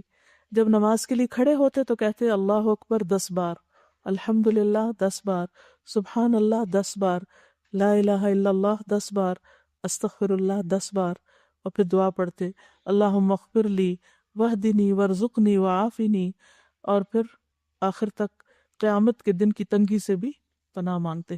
ایک اور دعا ہے سیدنا عباس سے مروی ہے کہ رسول اللہ صلی اللہ علیہ وسلم جب رات میں تہجد کے لیے کھڑے ہوتے تو فرماتے اللہم لک الحمد انت قیم السماوات والارض ومن فیہن ولک الحمد لک ملک السماوات والارض ومن فیہن، آخر تک۔ صحیح بخاری کی روایت ہے، اس کا ہم نے پوسٹر بھی الگ بنا کے رکھا ہوا، جن لوگوں کو زبانی نہ آتی ہو وہ دیکھ کے بھی پڑھ سکتے ہیں۔ پھر فجر کی سنتوں کے بعد تھوڑی دیر کے لیے دائیں پہلو پہ لیٹنا، نبی صلی اللہ علیہ وسلم کا یہ طریقہ تھا۔ پھر نماز فجر کے بعد رسول اللہ صلی اللہ علیہ وسلم کا عمل یہ تھا کہ جب آپ فجر ادا کر لیتے تو اپنی جگہ پہ بیٹھے رہتے فجر کی نماز کے بعد، یہاں تک کہ سورج اچھی طرح نکل آتا۔ سیدنا انس سے روایت ہے کہ رسول اللہ صلی اللہ علیہ وسلم نے فرمایا جس نے فجر کی نماز با جماعت ادا کی پھر سورج نکلنے تک بیٹھا رہا، اللہ کو یاد کرتا رہا، پھر 2 رکعت نماز ادا کی، یہ کون سی نماز ہے؟ اشراق، تو اسے مکمل ایک حج اور ایک عمرے کا ثواب ملے گا۔ آپ نے تاکید کے لیے لفظ مکمل تامتن 3 بار دہرایا، مکمل حج اور عمرہ، مکمل حج اور عمرہ، مکمل حج اور عمرہ۔ تو اس سے کیا پتہ چلتا ہے کہ اگر انسان تہجد سے لے کر فجر اور فجر کے بعد اشراق تک کا وقت اللہ کے ذکر کے لیے مخصوص کر لے تو یہ سب سے بہترین طریقہ ہے، نبی صلی اللہ علیہ وسلم کا طریقہ ہے۔ لیکن زندگی میں مثلا شادی سے پہلے آپ اس طریقے کو بہت آسانی سے اختیار کر سکتے ہیں، لیکن شادی کے بعد جب شوہر اور بچوں کی مختلف ضروریات آپ کو پوری کرنی پڑتی ہیں تو بعض اوقات مشکل ہوتا ہے۔ پھر جب بچے بڑے ہو جاتے ہیں پھر دوبارہ سے آسانی ہو جاتی ہے۔ اس لیے خاص طور پر ان بچیوں سے میں کہوں گی کہ جن کے اوپر ابھی ایسی کوئی ذمہ داریاں نہیں ہیں، وہ اپنی دن بھر کی روٹین کو اس طرح سیٹ کریں کہ فجر سے کچھ پہلے اٹھنے کی عادت ڈال لیں۔ اگر ابھی آپ ڈالیں گے اور اس میں دعائیں مانگیں گے تو انشاءاللہ آئندہ بھی اللہ تعالیٰ آپ کے لیے آسانی فرمائے گا، اور اس سے بہت ساری برائیوں سے بچ بھی جائیں گے۔ اور وہ نوجوان جس کی جوانی اللہ کی عبادت میں گزری ہو، وہ ان 7 لوگوں میں سے ایک ہے کہ جو عرش کے سائے تلے ہوں گے۔ ہم کہتے ہیں کہ ابھی تو ہم جوان ہیں، بوڑھے ہوں گے تو پھر تہجد وغیرہ پڑھ لیں گے، نہیں، ابھی سے شروع کیجئے، ابھی سے آغاز کیجئے۔ تہجد کے سلسلے میں کسی کو کوئی ٹپ دینا چاہیں، کوئی مشورہ دینا چاہیں؟ تہجد کے لیے ایک بیسٹ ٹپ یہ ہو سکتی ہے کہ اگر آپ رات کو وضو کر کے سوئیں تو آپ کی ضرور آنکھ کھلتی ہے اس ٹائم پہ، نیت کر کے سوئیں، اور اگر آپ وطر چھوڑ کے سوئیں تو پھر آپ کو اٹھنے کے زیادہ خیال ہوگا، کیونکہ ویسے بھی وطر آخری نماز ہے نا، تو آپ کو اگر نفل پڑھنے تو پھر وطر آخر میں ہی پڑھنے ہوں گے۔ اللہ تعالیٰ نے آپ کے اپنے اندر ایسی چیزیں رکھی ہیں، ایسی نشانیاں رکھی ہیں وفی انفسکم، کہ جس میں اس دور کے لوگوں کے لیے، اور آج بھی جن کے پاس الارم کلاکس نہیں ہے یا اور ایسے اسباب نہیں ہیں، تو اگر آپ اپنے آپ کو آخری عمل کے طور پر 3 سے 5 دفعہ یہ کہیں کہ مجھے اتنے بجے اٹھنا ہے، اتنے بجے اٹھنا ہے، تو آپ کے برین کے اندر وہ چیز سٹور ہو جائے گی، اور پھر وہ وقت جب آئے گا تو برین آپ کو جگا دے گا۔ صلی اللہ، یس۔ سورۃ مزمل بہت موٹیویشنل سورت ہے۔ یہ جو رات کو کوئی چیز پڑھ کے یا کہہ کر سونا ہے نا، یہ سائنٹیفکلی پروون ہے۔ کوئی چیز اگر یاد نہ ہوتی ہو تو سونے سے پہلے اس کو 5-10 مرتبہ اچھی طرح سے پڑھ کے اور سو جائے، چونکہ رات کے وقت میں دماغ جو ہے وہ باقی کام تو اس کے چھوٹے ہوتے ہیں، جو ہمارے موٹر فنکشنز ہیں، وہ میموریز کو سیٹل کر رہا ہوتا ہے، اس وقت وہ چیز جو ہے وہ دماغ میں بیٹھ جاتی ہے۔ تو اس لیے یہ بہت اچھی ٹپ ہے کہ رات کو کہہ کر سوئیں، یا جو کچھ یاد کرنا وہ رات کو پڑھ کے سوئیں تو وہ یاد ہو جائے گی صبح انشاءاللہ۔ اس دفعہ آپ لاہور آئیں تو غلطی سے میسیج نہیں مل سکا مجھے، تو بعد میں پتہ چلا جب، تو دل کو اتنا ہوا کہ اداسی ہوتی ہے اور دل ہوتا ہے کہ آپ سے اتنی دیر بعد مل لیا جائے۔ اس پہ میں پہلے بھی کوشش تھی اس کی، لیکن باقاعدگی نہیں تھی۔ اس کے بعد میں تہجد ٹائم اٹھی اور اتنا روئی، اور میں نے اللہ تعالیٰ سے دعا کی، اللہ یہ ایک استاذہ ہیں جنہوں نے ہمیں اللہ تعالیٰ سے جوڑا ہے، اور وہ آ کے میں نہیں مل سکی اور وہ چلی گئی، اور مجھے اتنا ہے کہ میں اتنی اداس تھی اور میں مل لیتی ہوں ان سے، ایک دفعہ دیکھ لیتی ہوں، اللہ کی خاطر محبت ہے نا، دل کرتا ہے۔ تو میں نے کہا نا آپ روز آتے ہیں، اور میں روز اس موقع کو مس کر دیتی ہوں۔ اور اس کے بعد الحمدللہ کہ اب سویا نہیں جاتا، اس ٹائم میں ضرور اٹھ جاتی ہوں کہ اللہ آپ آئے میں، اور اس موقع کو مس نہیں کرنا، کہ اس پہ مجھے کتنا دکھ ہونا چاہیے۔ اللہ تعالیٰ ہم سب کو توفیق دے۔ یہاں پہ بات ہو رہی تھی کہ آپ برین کو میسیجز دیں، اسی طرح سے اگر آپ ویژولائز کرتے ہیں تو وہ چیز بھی پھر آپ کا برین ریکارڈ کر لیتا ہے اور ایز اٹ از ویسے کرنا شروع کر دیتا ہے۔ تو ڈاکٹر موئز جو مائنڈ سائنسز کے ایکسپرٹ ہیں وہ یہ کہتے ہیں کہ آپ جو چیز بھی کرنا چاہتے ہیں نیکسٹ دن یا اگلے کچھ حصے میں، اس کو ویژولائز کریں، وہ جگہ ہے، آپ وہاں پہ کھڑے ہوئے ہیں، آپ کو لوگ بہت اپریشیٹ کر رہے ہیں، جو چیز آپ بول رہے ہیں، اسپیچ کر رہے ہیں، وہ ایکسیپٹ ہو رہی ہے، تو وہ چیز ویسے ایز اٹ از ہوگی. کیونکہ ہمارے مینٹل بلاکس ہوتے ہیں کہ میں تو نہیں کر سکتی، تہجد میں میں نہیں اٹھ سکتی، تو اس کو توڑیں اور ویژولائز کریں میں اٹھی ہوں، اپنی جائے نماز پہ کھڑی ہوں، میں نے نماز پڑھی ہے. تو اسے رات کو ہی جا نماز بچھا دیں تاکہ اس طرح آپ کو شرم آئے کہ جا نماز بچھائی تھی اور وہ ایسی خالی رہ گئی. اگر ہم تہجد میں قرآن کی تلاوت کر لیتے ہیں اور اس کے بعد پھر ہم فجر کی نماز پڑھتے ہیں اور پھر ہمارے پاس تلاوت کا ٹائم نہیں بچتا صبح کے وقت، ٹھیک ہے، تو از اٹ اوکے کہ وہ مطلب ہو جاتی ہے ہو جاتے ہیں، کیونکہ پھر یہاں آنے کا ٹائم، پھر ناشتے کا. بالکل جی. آپ بالکل دعا کر کے سوئے تو بھی یہ میں نے بھی تجربہ کیا کہ بعض اوقات ایسا ہوتا ہے کہ نہیں ہوتا الارم یا کوئی ایسی وجہ ہو جاتی، تو اگر آپ یہ کہہ کے سوئیں کہ اللہ تعالیٰ آپ مجھے اتنے بجے ضرور اٹھا دیں. بالکل.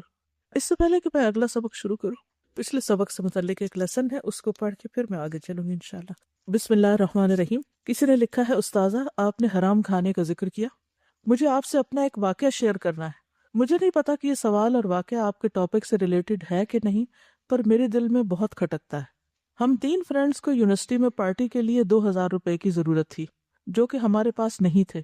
اس وقت ہم لوگوں کو آئیڈیا آیا کہ ہم یونیورسٹی کے اسٹوڈنٹس سے یہ کہہ کے مانگیں کہ ایک غریب عورت ہے، جو ہم نے اپنے مائنڈ میں بٹھا کر کہ دنیا میں کتنی غریب عورتیں ہیں جن کو پیسوں کی ضرورت ہوتی، اگر ان کا نام لگا کر مانگ لیا تو بات تو سچ ہی ہوگی. یعنی ہم نے تعویل کر لی کہ ایک غریب عورت ہے، اس کو پیسوں کی ضرورت ہے، اور ہم نے یہی کیا. سب نے ہماری ہیلپ کی اور آخر کار ہمارے پاس 2000 روپے آ گئے اور ہم نے خوب پارٹی انجوائے بھی کر لی. مجھے بتا دیجئے کہ کیا ہم نے حرام کھایا؟ اگر ایسا ہے تو میں اس کا مداوع کیسے کروں؟ کیا مجھے اصل میں کسی ضرورت مند کو 2000 روپے دینے ہوں گے، یعنی حقیقی ضرورت مند کو؟ پلیز میری مدد کریں. یعنی ایک اسٹوڈنٹ ہے یونیورسٹی کی، ان 3 فرینڈز نے مل کر دھوکے سے اسٹوڈنٹ سے پیسے لی. اس سے پہلے کہ میں قرآن و سنت کی روشنی میں جواب دوں، آپ کیا کہتے ہیں کہ اگر کوئی شخص اپنے مائنڈ میں رکھ لیتا ہے کہ ہاں ایک غریب عورت ہے، اور وہ سوچ کے کسی سے پیسے مانگتا ہے، لیکن مقصد یہ ہے کہ اس سے پارٹی کھانی ہے، کسی ریسٹورینٹ میں جانا ہے یا اپنے کھانے کے لیے جمع کر رہے ہیں، تو ایسا کرنا درست ہے؟ کیوں؟ جھوٹ کیسے ہے؟ اس لیے کہ ان کے مائنڈ میں ایک غریب عورت ہے جس کے نام پہ وہ پیسے مانگ رہے ہیں. ان کے مائنڈ میں ان کا اپنا مقصد ہے، یعنی اصل مقصد ہے پارٹی کرنا، نیت یہ ہے. تو انما الاعمال بالنیات. سب سے پہلی بات یہ ہے کہ ایک مسلمان کا مال دوسرے مسلمان کے لیے حرام ہے. نبی صلی اللہ علیہ وسلم نے فرمایا اللہ تعالیٰ غیرت کرتا ہے، اور اللہ کی غیرت یہ ہے کہ کوئی ایسی چیز کا ارتکاب کرے جسے اللہ نے حرام کیا. یعنی انسان کے لیے کسی بھی حرام کام کو اللہ تعالیٰ ناپسند کرتا ہے. صرف حرام طریقے سے پیسہ کمانا ہی نہیں، بلکہ غیبت، جھوٹ، کوئی بھی حرام کام جب انسان کرتا ہے تو اللہ تعالیٰ کو اس پہ غیرت آتی ہے. ابو حمید ساعدی کہتے ہیں کہ رسول اللہ صلی اللہ علیہ وسلم نے فرمایا کسی شخص کے لیے اپنے کسی بھائی کا مال ناحق لینا جائز نہیں، کیونکہ اللہ نے ایک مسلمان پر دوسرے مسلمان کا مال حرام قرار دیا. تو پھر یہ کیا ہے؟ جھوٹ بول کر کسی کا مال لینا کیا ہے؟ حرام کام کا ارتکاب کرنا، اور وہ مال بھی کیا ہوگا؟ حرام ہوگا. رسول اللہ صلی اللہ علیہ وسلم نے فرمایا اگر کوئی پاکیزہ چیز ہی کھا سکے تو ایسا کرے، اس لیے کہ سب سے پہلے انسان کا پیٹ ہی بدبودار ہوتا ہے.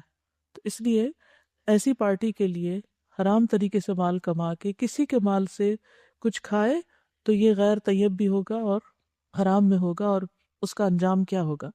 پھر کسی کا مال ہنسی مذاق میں بھی لینے کی اجازت نہیں. یعنی اگر یہ کہنا کہ ہم کسی سے مذاق کر کے یا کسی کے ساتھ ٹرک کر کے کچھ لے رہے ہیں تو یہ بھی درست نہیں. نبی صلی اللہ علیہ وسلم نے فرمایا تم میں سے کوئی شخص اپنے بھائی کی کوئی چیز ہرگز نہ لے، نہ مذاق میں نہ حقیقتاً. کوئی کسی کی کوئی چیز نہ لے، نہ مذاق میں نہ حقیقتاً، نہ چوری کے ذریعے نہ دھوکے کے ذریعے اور نہ ہی مذاق کرتے کرتے کہ میں تو تمہارا دل دیکھ رہا تھا. پھر جھوٹ بولنا جو ہے قرآن مجید کے بالکل شروع میں ہی آتا ہے وَلَهُمْ عَذَابٌ أَلِيمٌ بِمَا كَانُوا يَكْذِبُونَ. ان کے لیے دردناک عذاب ہوگا اس لیے کہ وہ جھوٹ بولتے تھے. تو جھوٹ بولنے کا انجام کیا ہے؟ دردناک عذاب. اور جب انسان چوری کرتا ہے یا دھوکہ دیتا ہے تو دراصل جھوٹ کا دروازہ کھل جاتا ہے، اس پر جھوٹ سے کام لیتا ہے. اور منافق کی علامات میں سے پہلی علامت جس کے اندر جھوٹ پایا جائے وہ پکا منافق ہے. یعنی جھوٹ اتنی بری خصلت ہے کہ جس کے اندر ہے اس کو منافق ہونے کا ٹھپا لگا دیا گیا. اور منافق کا انجام کیا ہے؟ جہنم کے سب سے نچلے درجے میں. اور سنجیدگی یا مذاق میں بھی جھوٹ جائز نہیں. حدیث میں آتا ہے لا يصلح منه جد ولا ہزل. سنجیدگی یا مذاق کسی بھی صورت میں جھوٹ بولنا درست نہیں. نبی صلی اللہ علیہ وسلم نے جھوٹے شخص سے بیزاری کا اعلان کیا ہے۔ حضرت عائشہ کہتی ہیں کہ جھوٹ سے بڑھ کر کوئی عادت رسول اللہ صلی اللہ علیہ وسلم کے نزدیک، اور ایک روایت میں ہے صحابہ کے نزدیک، زیادہ نفرت اور بغض والی نہ تھی۔ سب سے زیادہ صحابہ جس سے نفرت کرتے تھے وہ جھوٹ تھا۔ کوئی شخص آپ کے سامنے جھوٹ بولتا تو آپ کا رویہ اس کے بارے میں بدلا رہتا، یعنی آپ کا معاملہ اس سے یا اس کی جو ایک عزت یا ایک مقام ہوتا تھا وہ آپ کے دل سے اتر جاتا، حتیٰ کہ معلوم ہو جاتا کہ اس نے توبہ کر لی ہے۔ اس واقعے میں پہلی چیز کیا تھی؟ جھوٹ بولنا، انہوں نے جھوٹ بولا۔ دوسری کیا ہے؟ دھوکہ دیا۔ کس کو؟ جن سے پیسے مانگے۔ ابو ہریرہ سے روایت ہے کہ رسول اللہ صلی اللہ علیہ وسلم غلے کے ایک ڈھیر پر سے گزرے، آپ نے اپنا ہاتھ اس میں ڈالا تو انگلیاں تر ہو گئیں۔ آپ نے غلے کے مالک سے پوچھا یہ کیا؟ اس نے کہا یا رسول اللہ یہ بارش کی وجہ سے بھیگ گیا۔ آپ نے فرمایا کیا یہ تر حصہ تم اوپر نہیں کر سکتے تھے کہ لوگ اس کو دیکھ لیتے؟ پھر فرمایا من غش فلیس منی، جو کسی کو دھوکہ دے اس کا مجھ سے کوئی تعلق نہیں۔ تو آپ دوسرے کو چیٹ کر رہے ہیں نا، کسی غریب عورت کا بہانہ کر کے مال چھین رہے ہیں۔ دھوکہ جہنم میں لے جانے کا سبب ہے۔ نبی صلی اللہ علیہ وسلم نے فرمایا جو شخص کسی رعایا کا نگہبان بنے پھر اسے دھوکہ دے وہ جہنم میں جائے گا۔ پھر لا علمی میں بھی کسی کا مال استعمال کرنے کی ممانعت ہے۔ ایک انصاری سے روایت ہے ہم رسول اللہ صلی اللہ علیہ وسلم کے ساتھ ایک جنازے میں گئے، میں نے دیکھا کہ رسول اللہ صلی اللہ علیہ وسلم قبر کے پاس کھڑے ہوئے قبر کھودنے والے کو تاکید کر رہے ہیں کہ پاؤں کی طرف اور کھولو، سر کی طرف ذرا اور کشادہ کرو، یعنی اچھی طرح قبر کھودو۔ جب آپ تدفین سے فارغ ہو کر لوٹے تو ایک عورت کی طرف سے ایک شخص آپ کو دعوت دینے آیا، آپ اس کے گھر تشریف لے گئے، کھانا لایا گیا تو پہلے آپ نے کھانے کے لیے ہاتھ بڑھایا، اس کے بعد دوسرے لوگوں نے بڑھایا، کھانا شروع کر دیا۔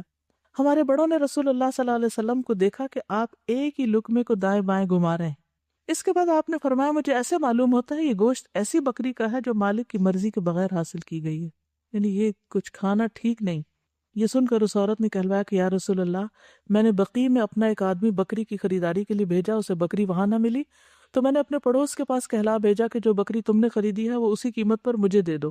اتفاق سے وہ پڑوسی بھی گھر میں موجود نہ تھا، میں نے اس کی بیوی سے کہہ بھیجا تو اس نے وہ بکری میرے پاس بھیج دی۔ آپ نے فرمایا گوشت قیدیوں کو کھلا دو۔ تو کسی کی مرضی کے بغیر، یعنی جس نے قیمت دی جو گھر میں لایا، اس کی مرضی کے بغیر اس کو ادھر ادھر کرنا یا اس کو استعمال کرنا یہ بھی دھوکے میں آتا ہے اور یہ بھی درست نہیں۔ پھر لوگوں سے مانگنا اور ناحق سوال کرنا، کسی کے آگے ہاتھ پھیلانا۔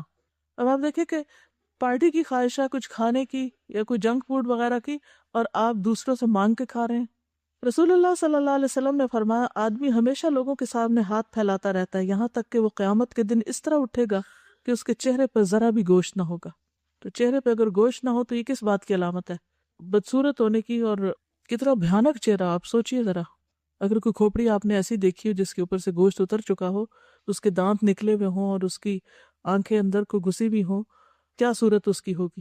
تو جو لوگ دوسروں سے مانگتے رہتے ہیں ان کے آگے ہاتھ پھیلاتے رہتے ہیں، اور خصوصی طور پر وہ لوگ جو صرف اپنی خواہشات کے لیے ہاتھ پھیلاتے ہیں، کسی سے کہتے ہیں میرے فون میں کریڈٹ ڈلوا دو، کسی کے کہتے ہیں کہ مجھے کھانا کھلا دو، کسی کو کچھ کسی کو کچھ، کیونکہ مانگنے کی بھی ایک عادت ہوتی ہے بری۔ جب وہ عادت پڑ جاتی ہے تو پھر انسان باز نہیں آتا، اس کو اس وقت تک چین ہی نہیں آتا جب تک وہ کسی نہ کسی سے کچھ ہتھیار نہ لے، کچھ لوٹ نہ لے۔ تو یہ عادت بھی بہت ہی بری ہے۔ رسول اللہ صلی اللہ علیہ وسلم نے فرمایا جس نے محتاجی کے بغیر سوال کیا گویا وہ آگ کے انگارے کھا رہا ہے، یعنی اسے حقیقی ضرورت نہیں ہے۔ تب یہاں اس پارٹی میں کوئی حقیقی ضرورت نہیں تھی۔ تو اگر کوئی شخص اس طریقے پر کسی سے کچھ مانگ کے کھا رہا ہے تو پیٹ میں آگ کھا رہا ہے۔ رسول اللہ صلی اللہ علیہ وسلم نے فرمایا جو ناقابل برداشت محتاجی کے بغیر مانگے، یعنی حد سے زیادہ مجبور ہو جائے، جو اس کو یا اس کے گھر والوں کو لاحق ہو، وہ قیامت کے دن ایسا چہرہ لے کر آئے گا جس پر گوشت نہ ہوگا۔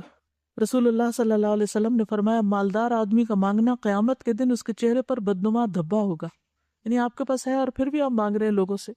رسول اللہ صلی اللہ علیہ وسلم نے فرمایا جو شخص اپنے اوپر سوال کا دروازہ کھولتا ہے اللہ اس پہ فقر و فاقہ کا دروازہ کھول دیتا ہے۔ تو یہ عمل کسی بھی اعتبار سے، کسی بھی گوشش، اس میں ایک نہیں کئی ایک خرابیاں، کسی بھی اعتبار سے یہ عمل درست نہیں، انسان کسی سے مانگ مانگ کر پارٹی کرے۔ اسی لیے آپ نے دیکھا ہوگا کہ شروع سے الہدا میں ہمیشہ پارٹی کے موقع پر ایک ڈبہ رکھ دیا جاتا ہے، مجھے نہیں معلوم اب کیا روایت ہے یا نہیں، لیکن ہمیشہ ڈبہ رکھ دیا جاتا ہے کہ سب لوگ اس میں ڈال دیں، جو اس میں سے نکلا اتنی پارٹی کر لیں گے، جو جتنا کنٹریبیوٹ کرنا چاہتا ہے۔ لیکن مانگ مانگ کے کہ تم ادھر لاؤ تم لاؤ تم لاؤ، پھر ہم اس کی پارٹی، کس قسم کی پارٹی جو مانگے تانگے پر ہو؟ اب ایسے اگر ہو چکا کسی سے کسی نے کسی کا مال چرایا یا ہتھیایا یا دھوکہ دے کے لیا یا مانگا یا کچھ بھی کیا، تب کیا کرنا چاہیے؟ ازالہ تو کرنا ہے نا دنیا میں، کیا کرنا چاہیے؟ نہیں پتا، توبہ کرنی چاہیے. یہ تو میں ایکسپیکٹ کر رہی تھی کہ سارے ایک دم توبہ کا لفظ بولیں گے، لیکن شاید ادھر خیال ہی نہیں کیا کہ توبہ کرنے کی چیز ہے، کیونکہ انہوں نے آخر میں یہی پوچھا ہے کہ میں دعویٰ کیسے کروں، اب جو ہو گیا وہ ہو گیا، اب کیا کروں. تو اس میں ایک اچھی چیز یہ ہے کہ انہوں نے سوال کیا اور پھر اپنی فکر مندی کا اظہار کیا اور یہ اس کا مداوع بھی کرنا چاہتی ہیں.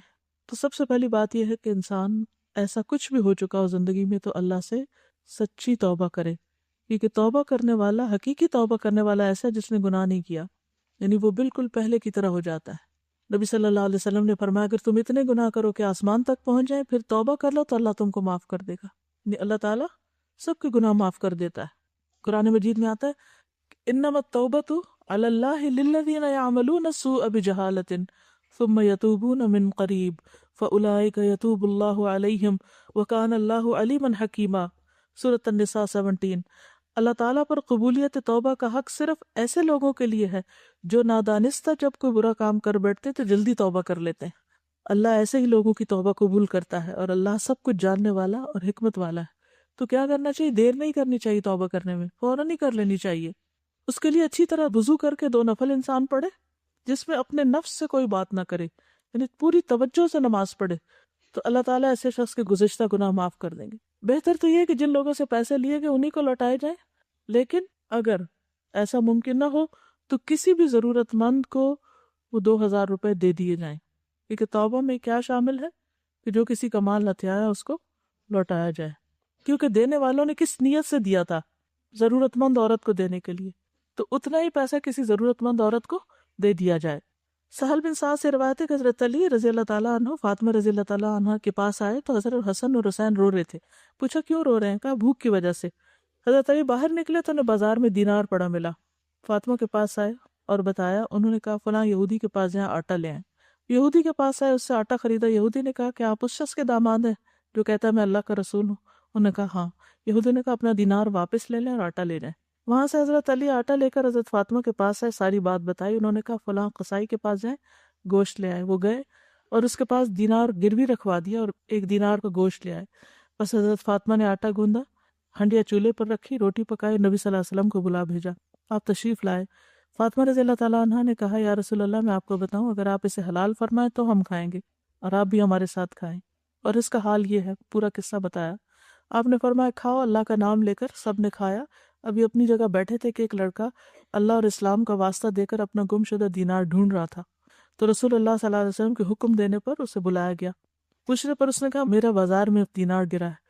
آپ نے فرمایا علی اس قصاب کے پاس جاؤ، اس سے کہو کہ رسول اللہ صلی اللہ علیہ وسلم فرماتے وہ دینار میرے ہاں بھیج دو، کیونکہ گروی رکھا تھا جا کے. تمہارا دینار میرے ذمہ ہے. چنانچہ اس نے دینار بھجوا دیا. آپ نے اس لڑکے کے حوالے کیا. یعنی ویسے بھی وہ خرید کے نہیں لائے تھے بلکہ صرف ڈپازٹ کرایا تھا، کیونکہ ہو سکتا نیت یہی ہو کہ جو مالک ملے گا تو اس کو واپس کر دیا جائے گا جب تک قرضہ اتارنے کے قابل ہو جائیں. تو اس میں بھی آپ دیکھیں کہ جب مالک مل گیا تو کیا کیا؟ واپس کر دیا. جب ایسے گناہ ہو جائے تو اس کے بعد نیکیاں کرنے کی طرف اور زیادہ توجہ کرنی چاہیے، کیونکہ ان الحسنات یذہبن السیئات. رسول اللہ صلی اللہ علیہ وسلم نے فرمایا جب تم سے کوئی گناہ ہو جائے تو اس کے بعد کوئی نیکی کرو. یعنی وہ 2000 تو دینا ہی دینا، وہ تو ایک فرض ہے، لیکن اس کے علاوہ انسان ویسے صدقہ خیرات کرتا رہے. نبی صلی اللہ علیہ وسلم نے فرمایا اتبع السیئۃ الحسنۃ تمحوها. اگر تم سے گناہ ہو جائے تو اس کے بعد نیکی کر لیا کرو جو اسے مٹا دے گی. پھر استغفار کثرت سے کرے انسان، تسبیحات پڑھے، اور ان تسبیحات میں استغفر اللہ الذی لا الہ الا هو الحی القیوم واتوب الیہ. تو جو شخص یہ پڑھے گا اس سے پچھلے گناہ معاف کر دیے جائیں گے، اگرچہ اس نے کفار کے مقابلے سے بھاگنے کے گناہ عظیم کا ارتکاب ہی کیوں نہ کیا ہو، کبیرہ گناہ ہی کیوں نہ ہو. رسول اللہ صلی اللہ علیہ وسلم نے فرمایا جو شخص سبحان اللہ و بحمدہ ایک دن میں 100 بار کہے تو اس کے گناہ معاف کر دیے جاتے ہیں، اگرچہ سمندر کی جھاگ کے برابر ہی کیوں نہ ہو. تو اللہ تعالیٰ سے دعا ہے کہ اللہ تعالیٰ ان کی مغفرت فرمائے اور ہم سب کو بھی بخش دے اور ہمیں صحیح راستے پر چلنے کی توفیق عطا فرمائے. اس بارے میں آپ کچھ کہنا چاہیں؟ سزا اسی طرح کا ایک واقعہ شیئر کرنا ہے. ایک ہماری کزن ہے لاہور میں ہوتے ہیں، ان کی بیٹی، انہوں نے ابھی کسی ایلیٹ یونیورسٹی میں داخلہ لیا وہاں پہ نا. تو وہ آئی ہوئی تھی، وہ مجھے بتا رہی تھی بچی کے پہلے دن جیسے ہوتا ہے نا اورینٹیشن ڈے کے دن ریگنگ کرتے، سینئرز جونیئرز کو تنگ کرتے، تو اتنا یعنی جو زوال ہماری نئی نسل میں آ گیا کہ جو سینئر لڑکے تھے وہ ان لڑکیوں کے پاس آئے اور انہوں نے کہا کہ آپ سب اپنے اپنے بیگس ہمیں دے دیں اور ہم اس میں سے پیسے نکالیں گے۔ اب آپ سوچیں کہ لڑکیوں کے بیگس کتنی پرائیویٹ چیزیں بیچ میں ہوں گی نا، وہ انہوں نے ان سے لیے، پھر ہنستے ہوئے انہوں نے نکالے ان کے سامنے پیسے اور وہ بول رہے تھے کہ اب ہم ان پیسوں کے ساتھ نینڈوز جا کے ٹریٹ لیں، اور ان کے والدین نے پتہ نہیں کتنے پیسے دے کے ان کو پڑھنے کے لیے وہاں بھیجا ہوگا ان یونیورسٹیوں میں، اور وہاں جا کے لوگ یہ سیکھ رہے ہیں۔ اصل میں حلال حرام کی تمیز مٹ گئی، انجام کو جو بھول گئے۔ اوکے، سبحانک اللہم و بحمدک، اشہد ان لا الہ الا انت، استغفرک و اتوب الیک۔ السلام علیکم و رحمۃ اللہ وبرکاتہ۔